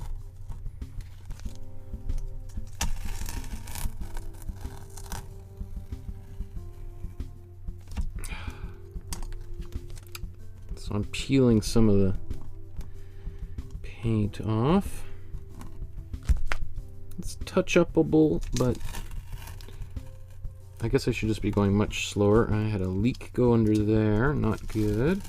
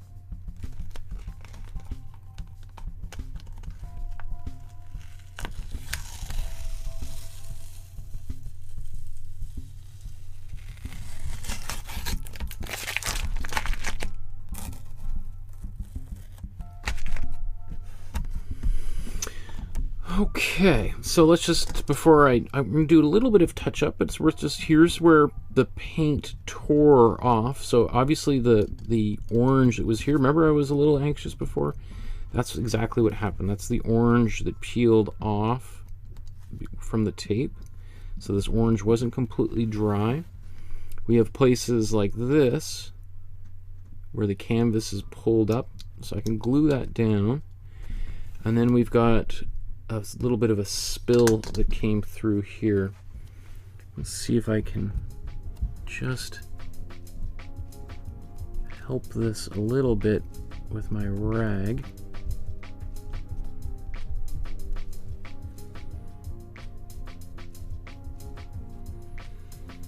That's pretty good. I managed to sort of get some of it off.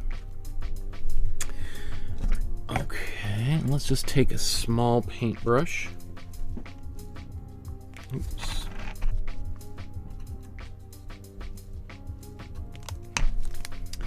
And then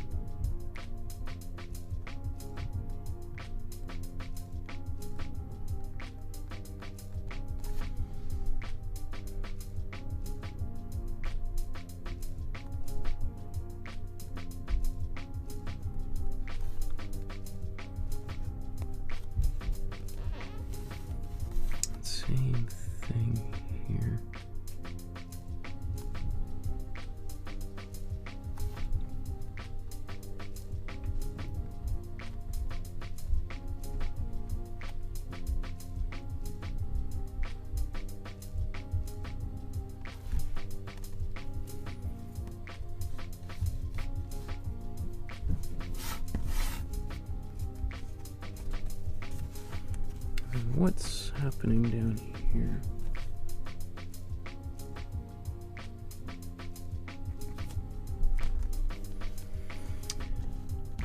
Okay, let's zoom back out.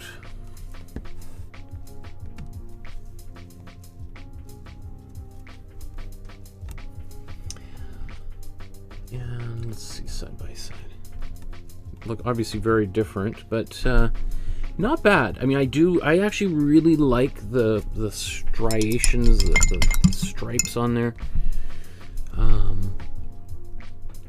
So I think this looks better in person than it does on the screen at the moment. It looks pretty much identical to what I see on the screen, but than the original, but I don't know if that's coming across. We'll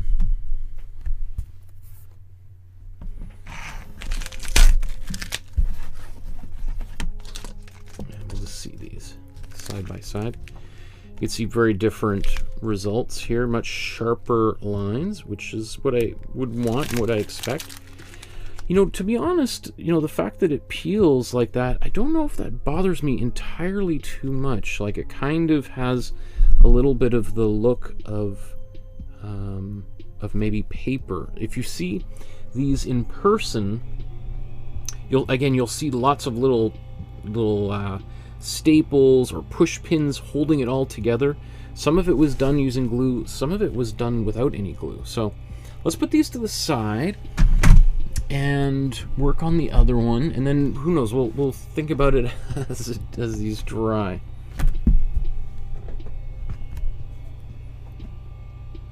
It's still really wet, so I'm gonna blow dry these. This one over here has no image on it. We're going to do the transfer onto a piece of paper and then glue it down here. This one has the original image, but it's much more obscure. It's much harder to see, so we're going to paint that in there.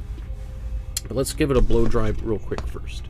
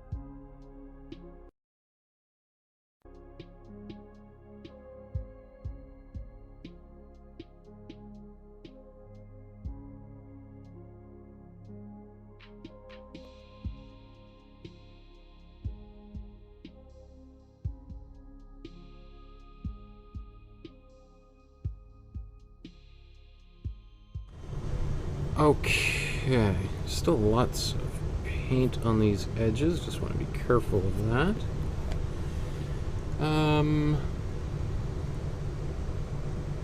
What should we do first? Let's save the actual cutout to the very end here. So let's paint this one here. Now this one I'm going to actually just use white without any medium, or should I? Let's just go for white on its own. Although maybe I could be convinced to add a little bit of yellow just to make it get slightly more, something slight off white quality, a little bit of a grayish. In fact,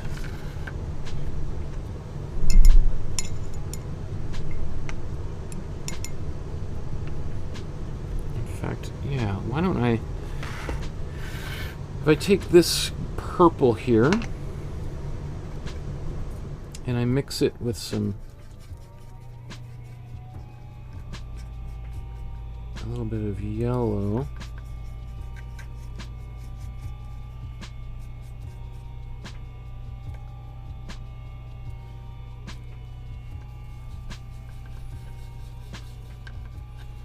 Got a really dirty brown color.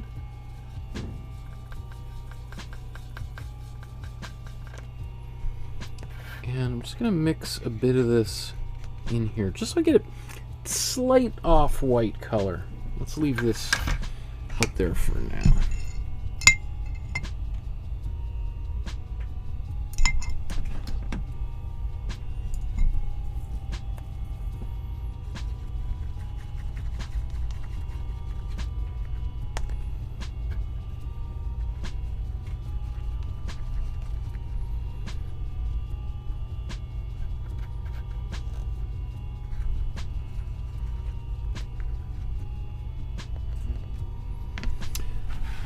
Okay.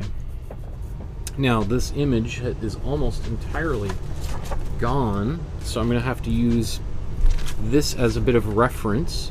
But if anything, it's going to make it kind of fun for me to try to reinterpret this a little bit.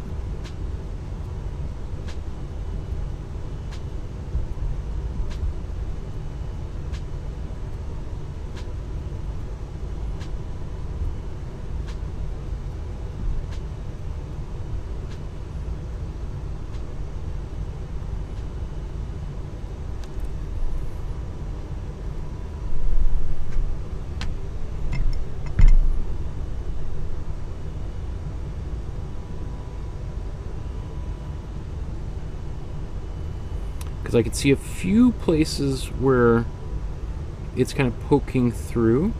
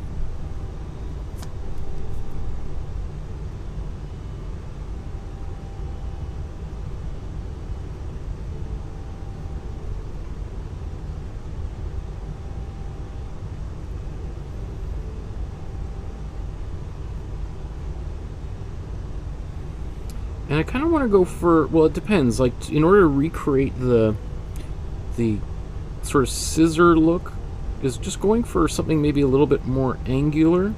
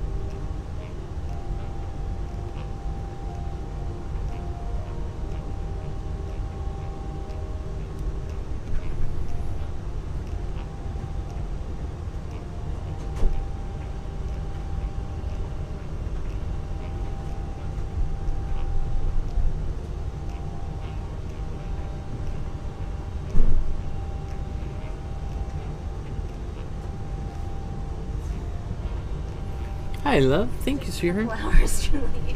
That's all right. Oh, wait, with the I forgot. tea delivery, that's okay. Don't worry about it. Thank you, sweetheart. Love you too, sweets.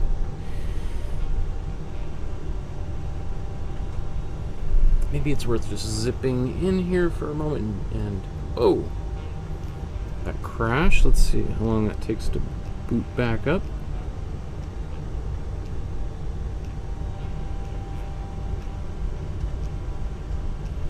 I gotta be honest, I don't mind the way this looks. If I was gonna put a bet down on this before we began, I was probably more likely to say this one would have been my least favorite method. I'm still holding out hope that actually using the method that he used with cutting paper out will be the best.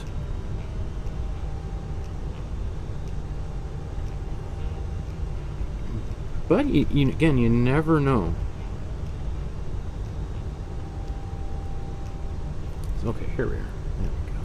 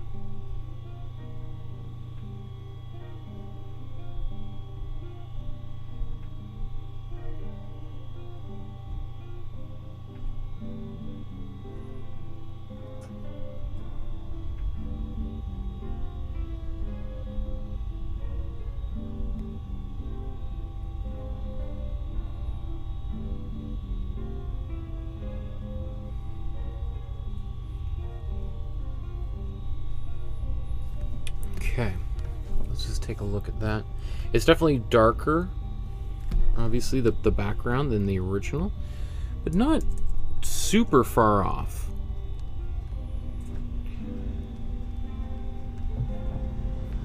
It's funny that this texture of the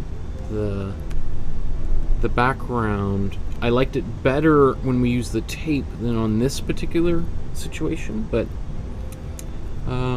let me just take a little bit more of this paint.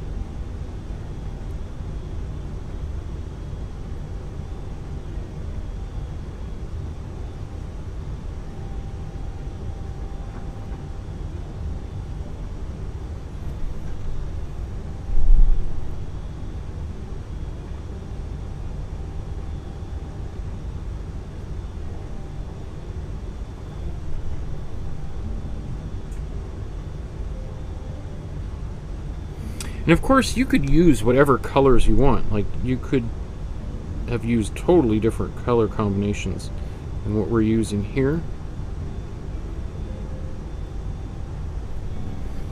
You know, if you've got particular colors that you really, really like, you're invited to, welcome to play around with them.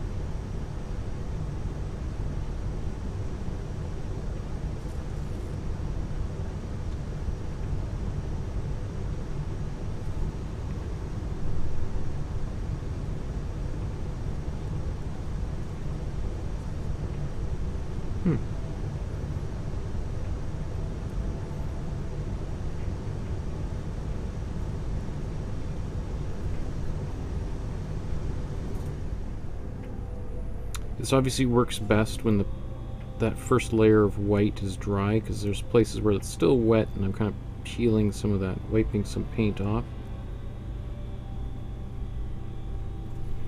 So I'll probably have to just attack this one more time before it's done. Just some little nooks and crannies.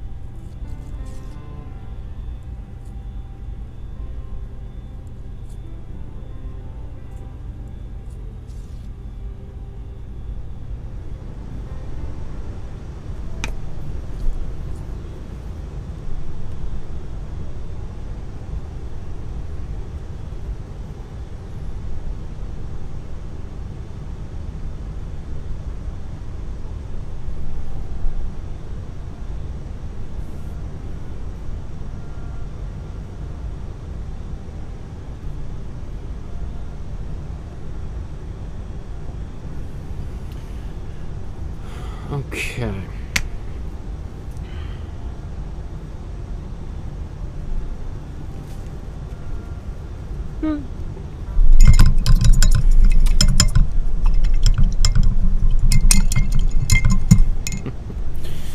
Okay, so we'll move this one to the side, and then we're going to work on the final one, which is we're going to cut out paper. Now, I could just cut out the paper that I did my outline on. I could use photocopy paper. My only fear is, and this is actually a little bit thicker paper, that it's going to wrinkle quite severely. So instead, what I'm going to use is a different kind of paper, a watercolor paper. And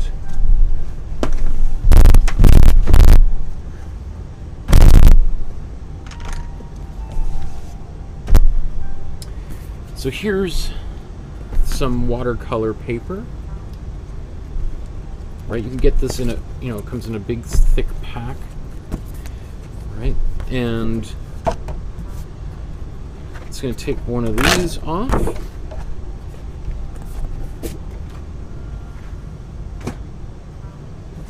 Okay, it's a little bit bigger. You almost get two out of one of these sheets.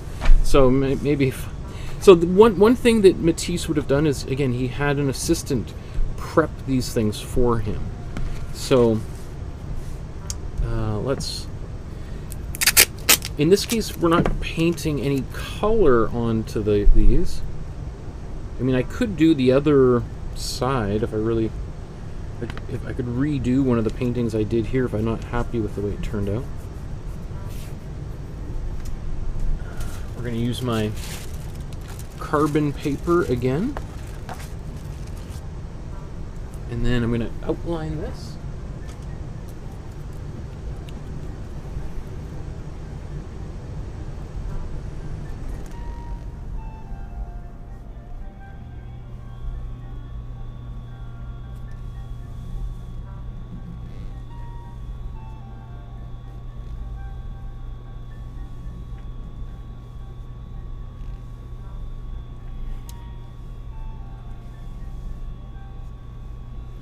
You know, Matisse, as many great artists are, especially those that lived nice long lives, you know, it's very inspiring that he was just continued to make art all the way until he literally dropped dead.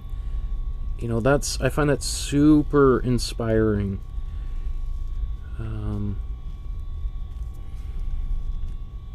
You know, I know not everyone has full mobility all the way up until they die, but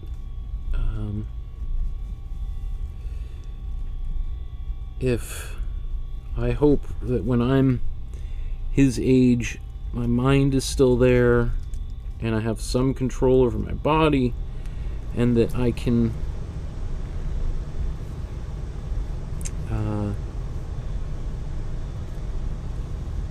still be a little bit productive. Okay, so that out of the way.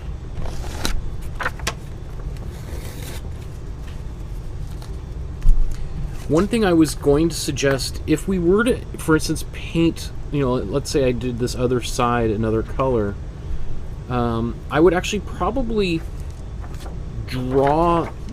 trace it out on the back side, now that I see all these lines, and that way I have an image on the back. I've painted this, and I can just cut it out and then glue it. That way I don't get any of these pencil lines on top of a color. I mean, I could maybe even show what that would look like here shortly, but let's get this started.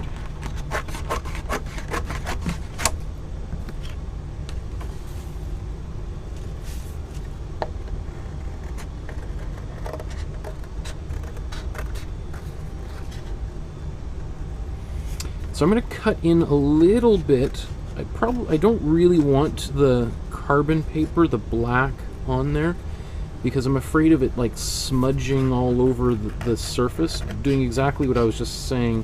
One of the reasons why you might want to trace the reverse outline on the back side of this paper.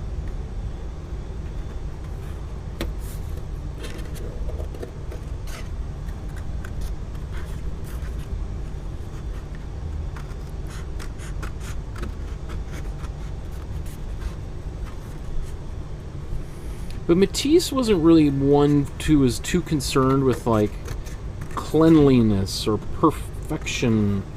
You know, some of his works, like some of the ones that we're going to look at later this week, there's actually lots of pencil marks all over the place. They're kind of dirty and messy.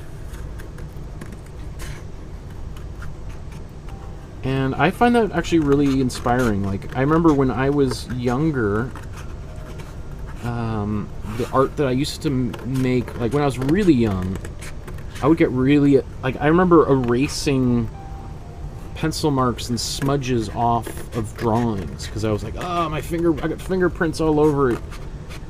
And it wasn't until I was in like art school where I was with other artists, some of whom were like really messy, and their drawings would just be filthy, you know, just covered in fingerprints and coffee stains and drips and folds and tears, and the kind of thing that, you know, at one point made me really anxious.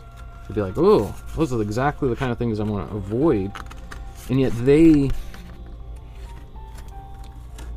embraced it and made it a part of their work.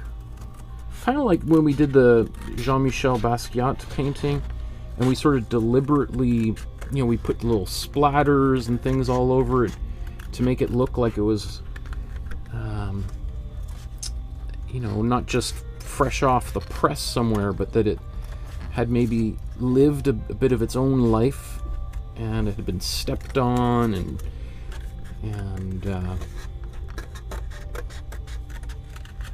so, you know, just different people have different ideas about that. Some artists really like that look of the patina, right? The patina is like the look of like a bronze sculpture when it kind of goes a little bit, when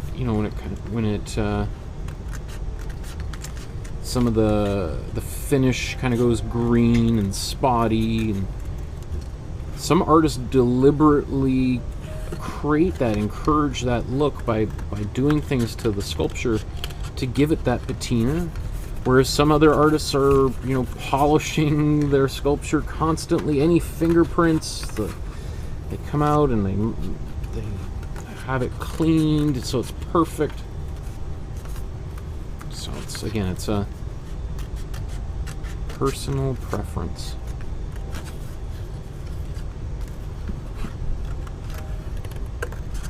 But the reason why I'm using watercolor paper to do this is that it's less likely to warp and wrinkle, and when I get some glue or medium on it. which I personally don't want, but I could see some people wanting that type of a look. There's nothing inherently wrong with a wrinkle in your collage if you want the wrinkle in your collage. If you don't want any wrinkles in your collage, then there's solutions to get rid of it, like this. I just always think that's important to remember, that you know, I say here I want to avoid the wrinkles. It's just the way that I want to do my painting, and that might be very different than the way other people want to do it.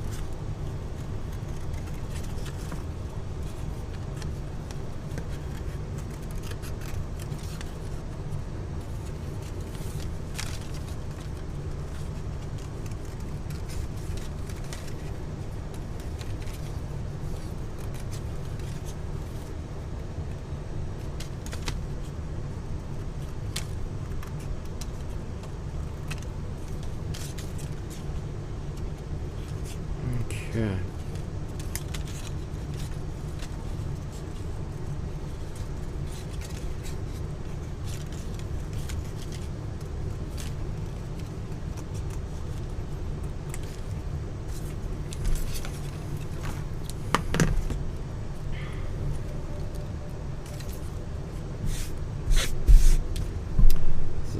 Do I want to get rid of some of these pencil lines? Maybe I'll get rid of a few of them.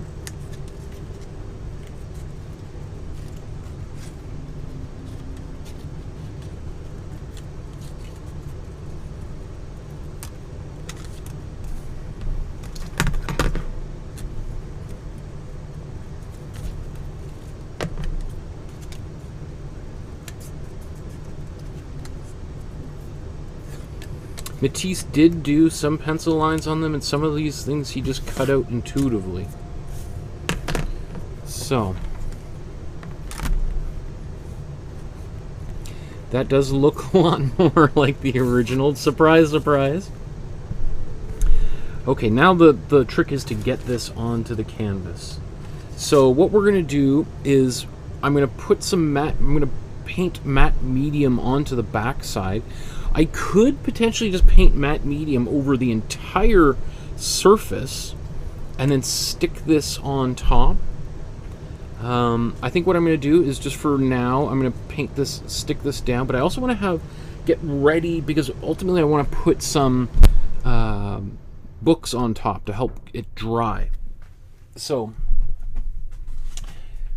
I'm going to use some wax paper here, just to keep the books from sticking.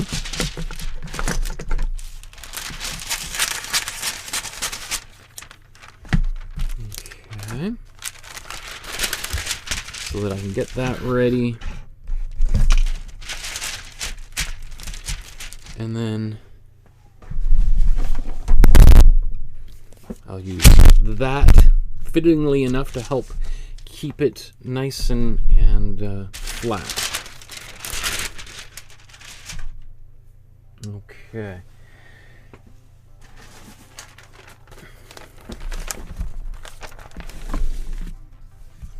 So this is the front side.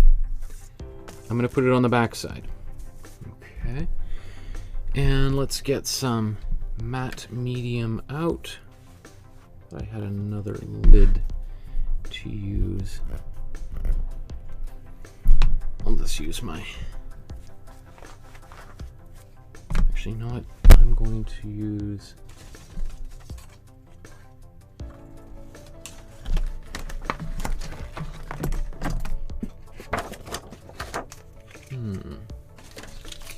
I'll just get another lid here.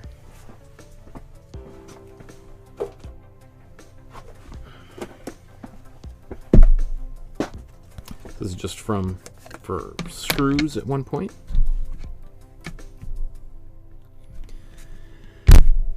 Okay, so I'm going to use matte medium to do this. You could use Mod Podge. You could use white glue to do this. The reason why I'm using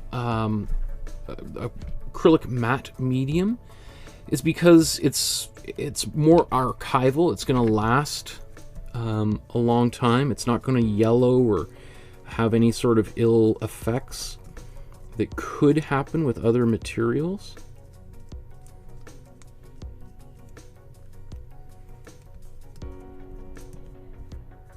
I really want to try to avoid this from moving. I want to try to avoid getting paint on the other side as much as possible.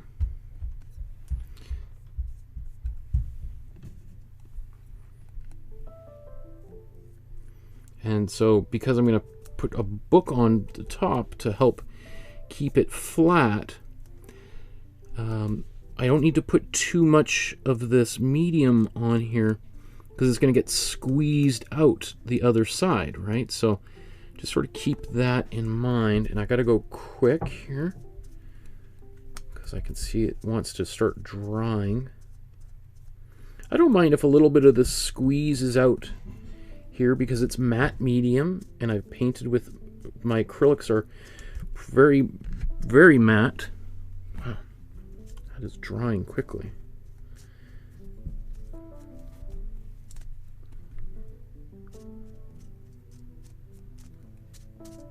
Okay.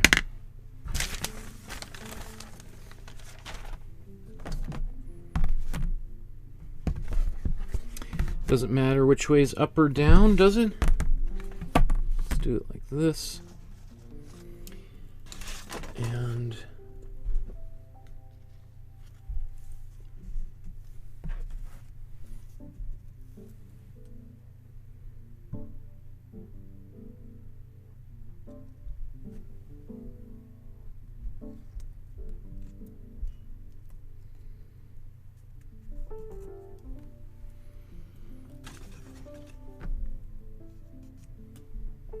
so just these big gobs of paint that have kind of leaked out here.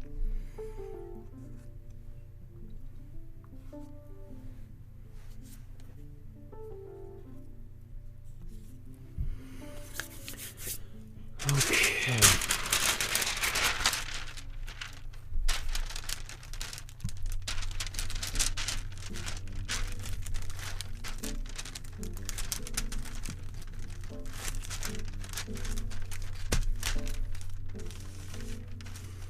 So there is like these little areas where it's kind of squished out, but I have faith that as it dries, those will go clear and won't be quite as noticeable. If it does lift up in places, we can just glue it down later on. That will give us something to work with in the future. Okay, so let's just take a look at the other ones. That one, you know, obviously is what's drying. We're not going to be able to see exactly, but I think you got a couple seconds of a look at it before that happened. Let's see, does this one still need a little extra to it? Extra little bit of white, maybe?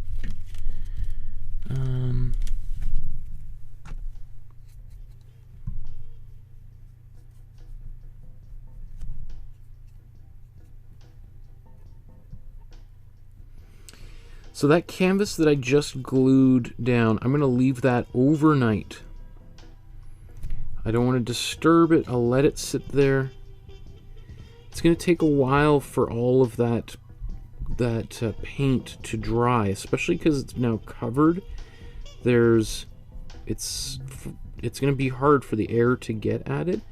So we want to put it in somewhere kind of, you know, just room temperature and let it dry overnight. So I wouldn't keep it in a cold garage because it might not dry much, if at all, overnight. You want to just put it like in a part of your house that overnight stays relatively warm, like living room, dinner table, after everyone's eaten, so it doesn't get bumped.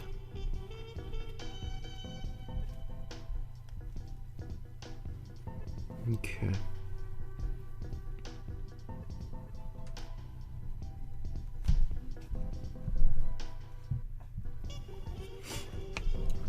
It's okay.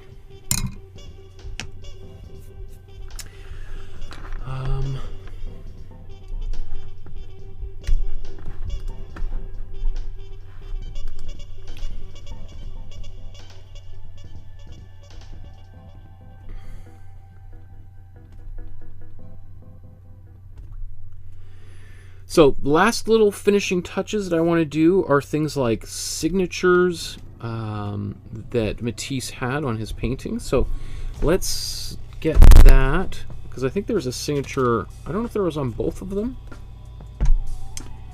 Maybe I should have done that before I started painting white on there. But we can do this one here. Where's my...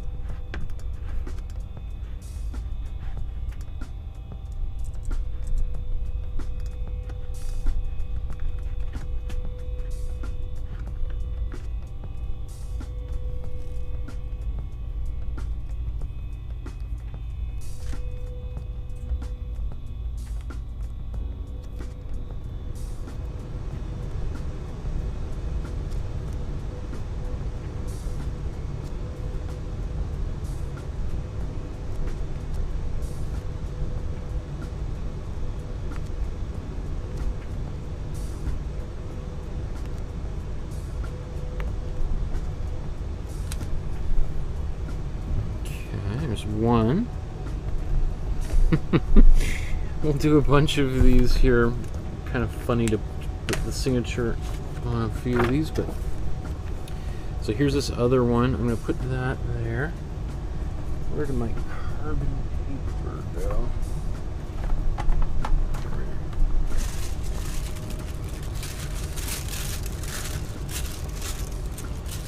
So let's put there. What I saw.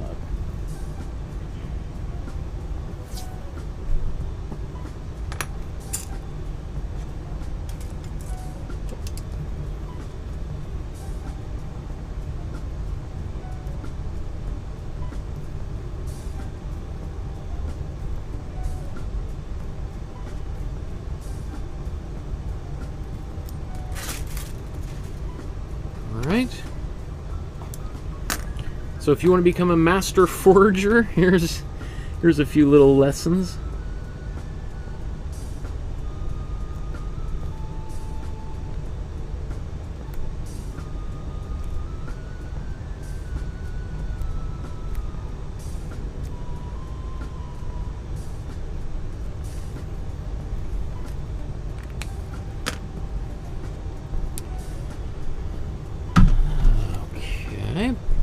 There's the power for a second going out, and let's do this.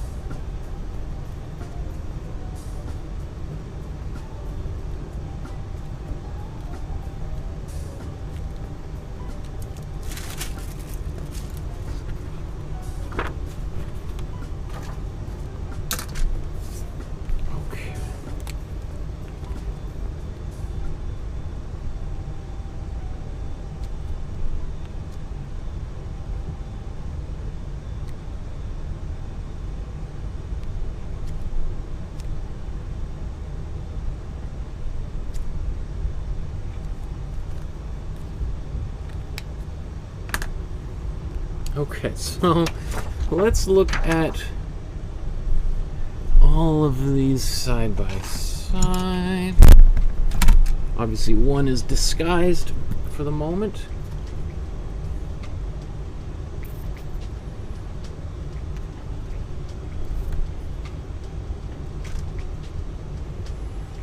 So here's the one we did using tape. Here's the one, these two were just hand painted, eyeballed. And then of course the one underneath here is the one under here is one we did actually cutting paper out. And I think when all is said and done, the one that this one under here and this one should be the most superior ones. But I did want to show that we could still do it in our most straightforward way. It's just that we might not quite get the results that we would get if we use tape or actually cut paper out. So I just wanted to demonstrate that. So let's do our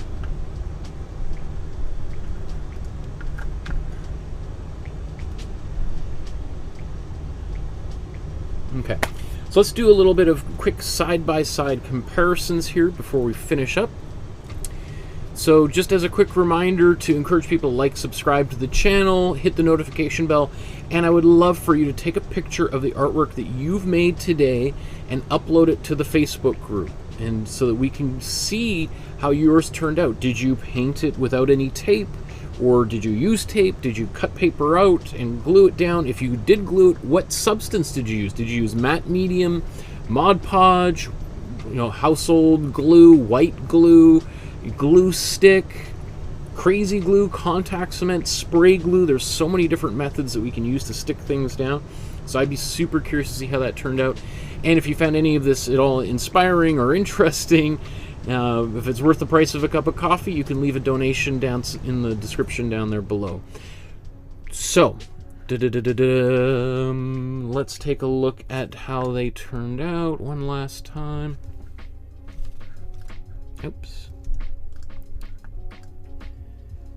Okay.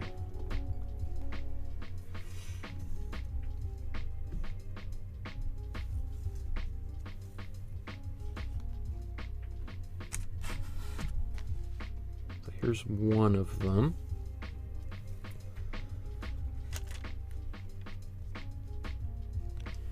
Let's zoom back in a bit. So, I mean, this is okay. I think on its own, if I had just painted that, I would probably feel pretty happy with it. I'd be kind of like, that looks great, that's fine. And there's probably a number of other people that have just done this, and hopefully yours looks a little bit better than mine. And of course, maybe the colors could have been a little bit more magenta as opposed to so deep purple. Having said that, I don't mind so much. I do like a deep purple, but I think it could have been a little bit lighter, right? As sort of like this one. Like, I think at the moment, this is probably my favorite that we've got so far. I'll have to kind of wait and see how the other one turned out that's underneath this drawing. But I like how that looked. I really like the variations in here where we see the brush strokes and this kind of stratification of marks. I think that works really, really well here. So this would be my number one, okay? And then lastly, we have this. And again, that one turned out okay, but just like this one here where it was all hand painted, it doesn't quite have the sharpness as the one on the left. And I don't know what it is, but even this background here just is, it's it's weird that it works so well here, but here the exact same thing. I mean, it might be because of this. Like, I think if this was a little bit more, like, in fact, if I was to spend a little bit more time and really paint this out and really try to mimic what I see here in the image on the left in much sharper angular lines, I think I would probably appreciate it that much more. And then it remains to be seen kind of how this one underneath here actually turned out. Okay.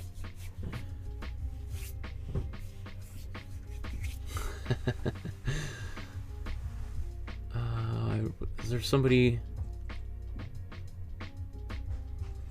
Oh my goodness. Wait, Paula. I don't know, I haven't, Paul says, I was told I have an invasive cancer from the lab doctor. God is graces to me, I am alive. Oh my goodness. Cancer, Paula.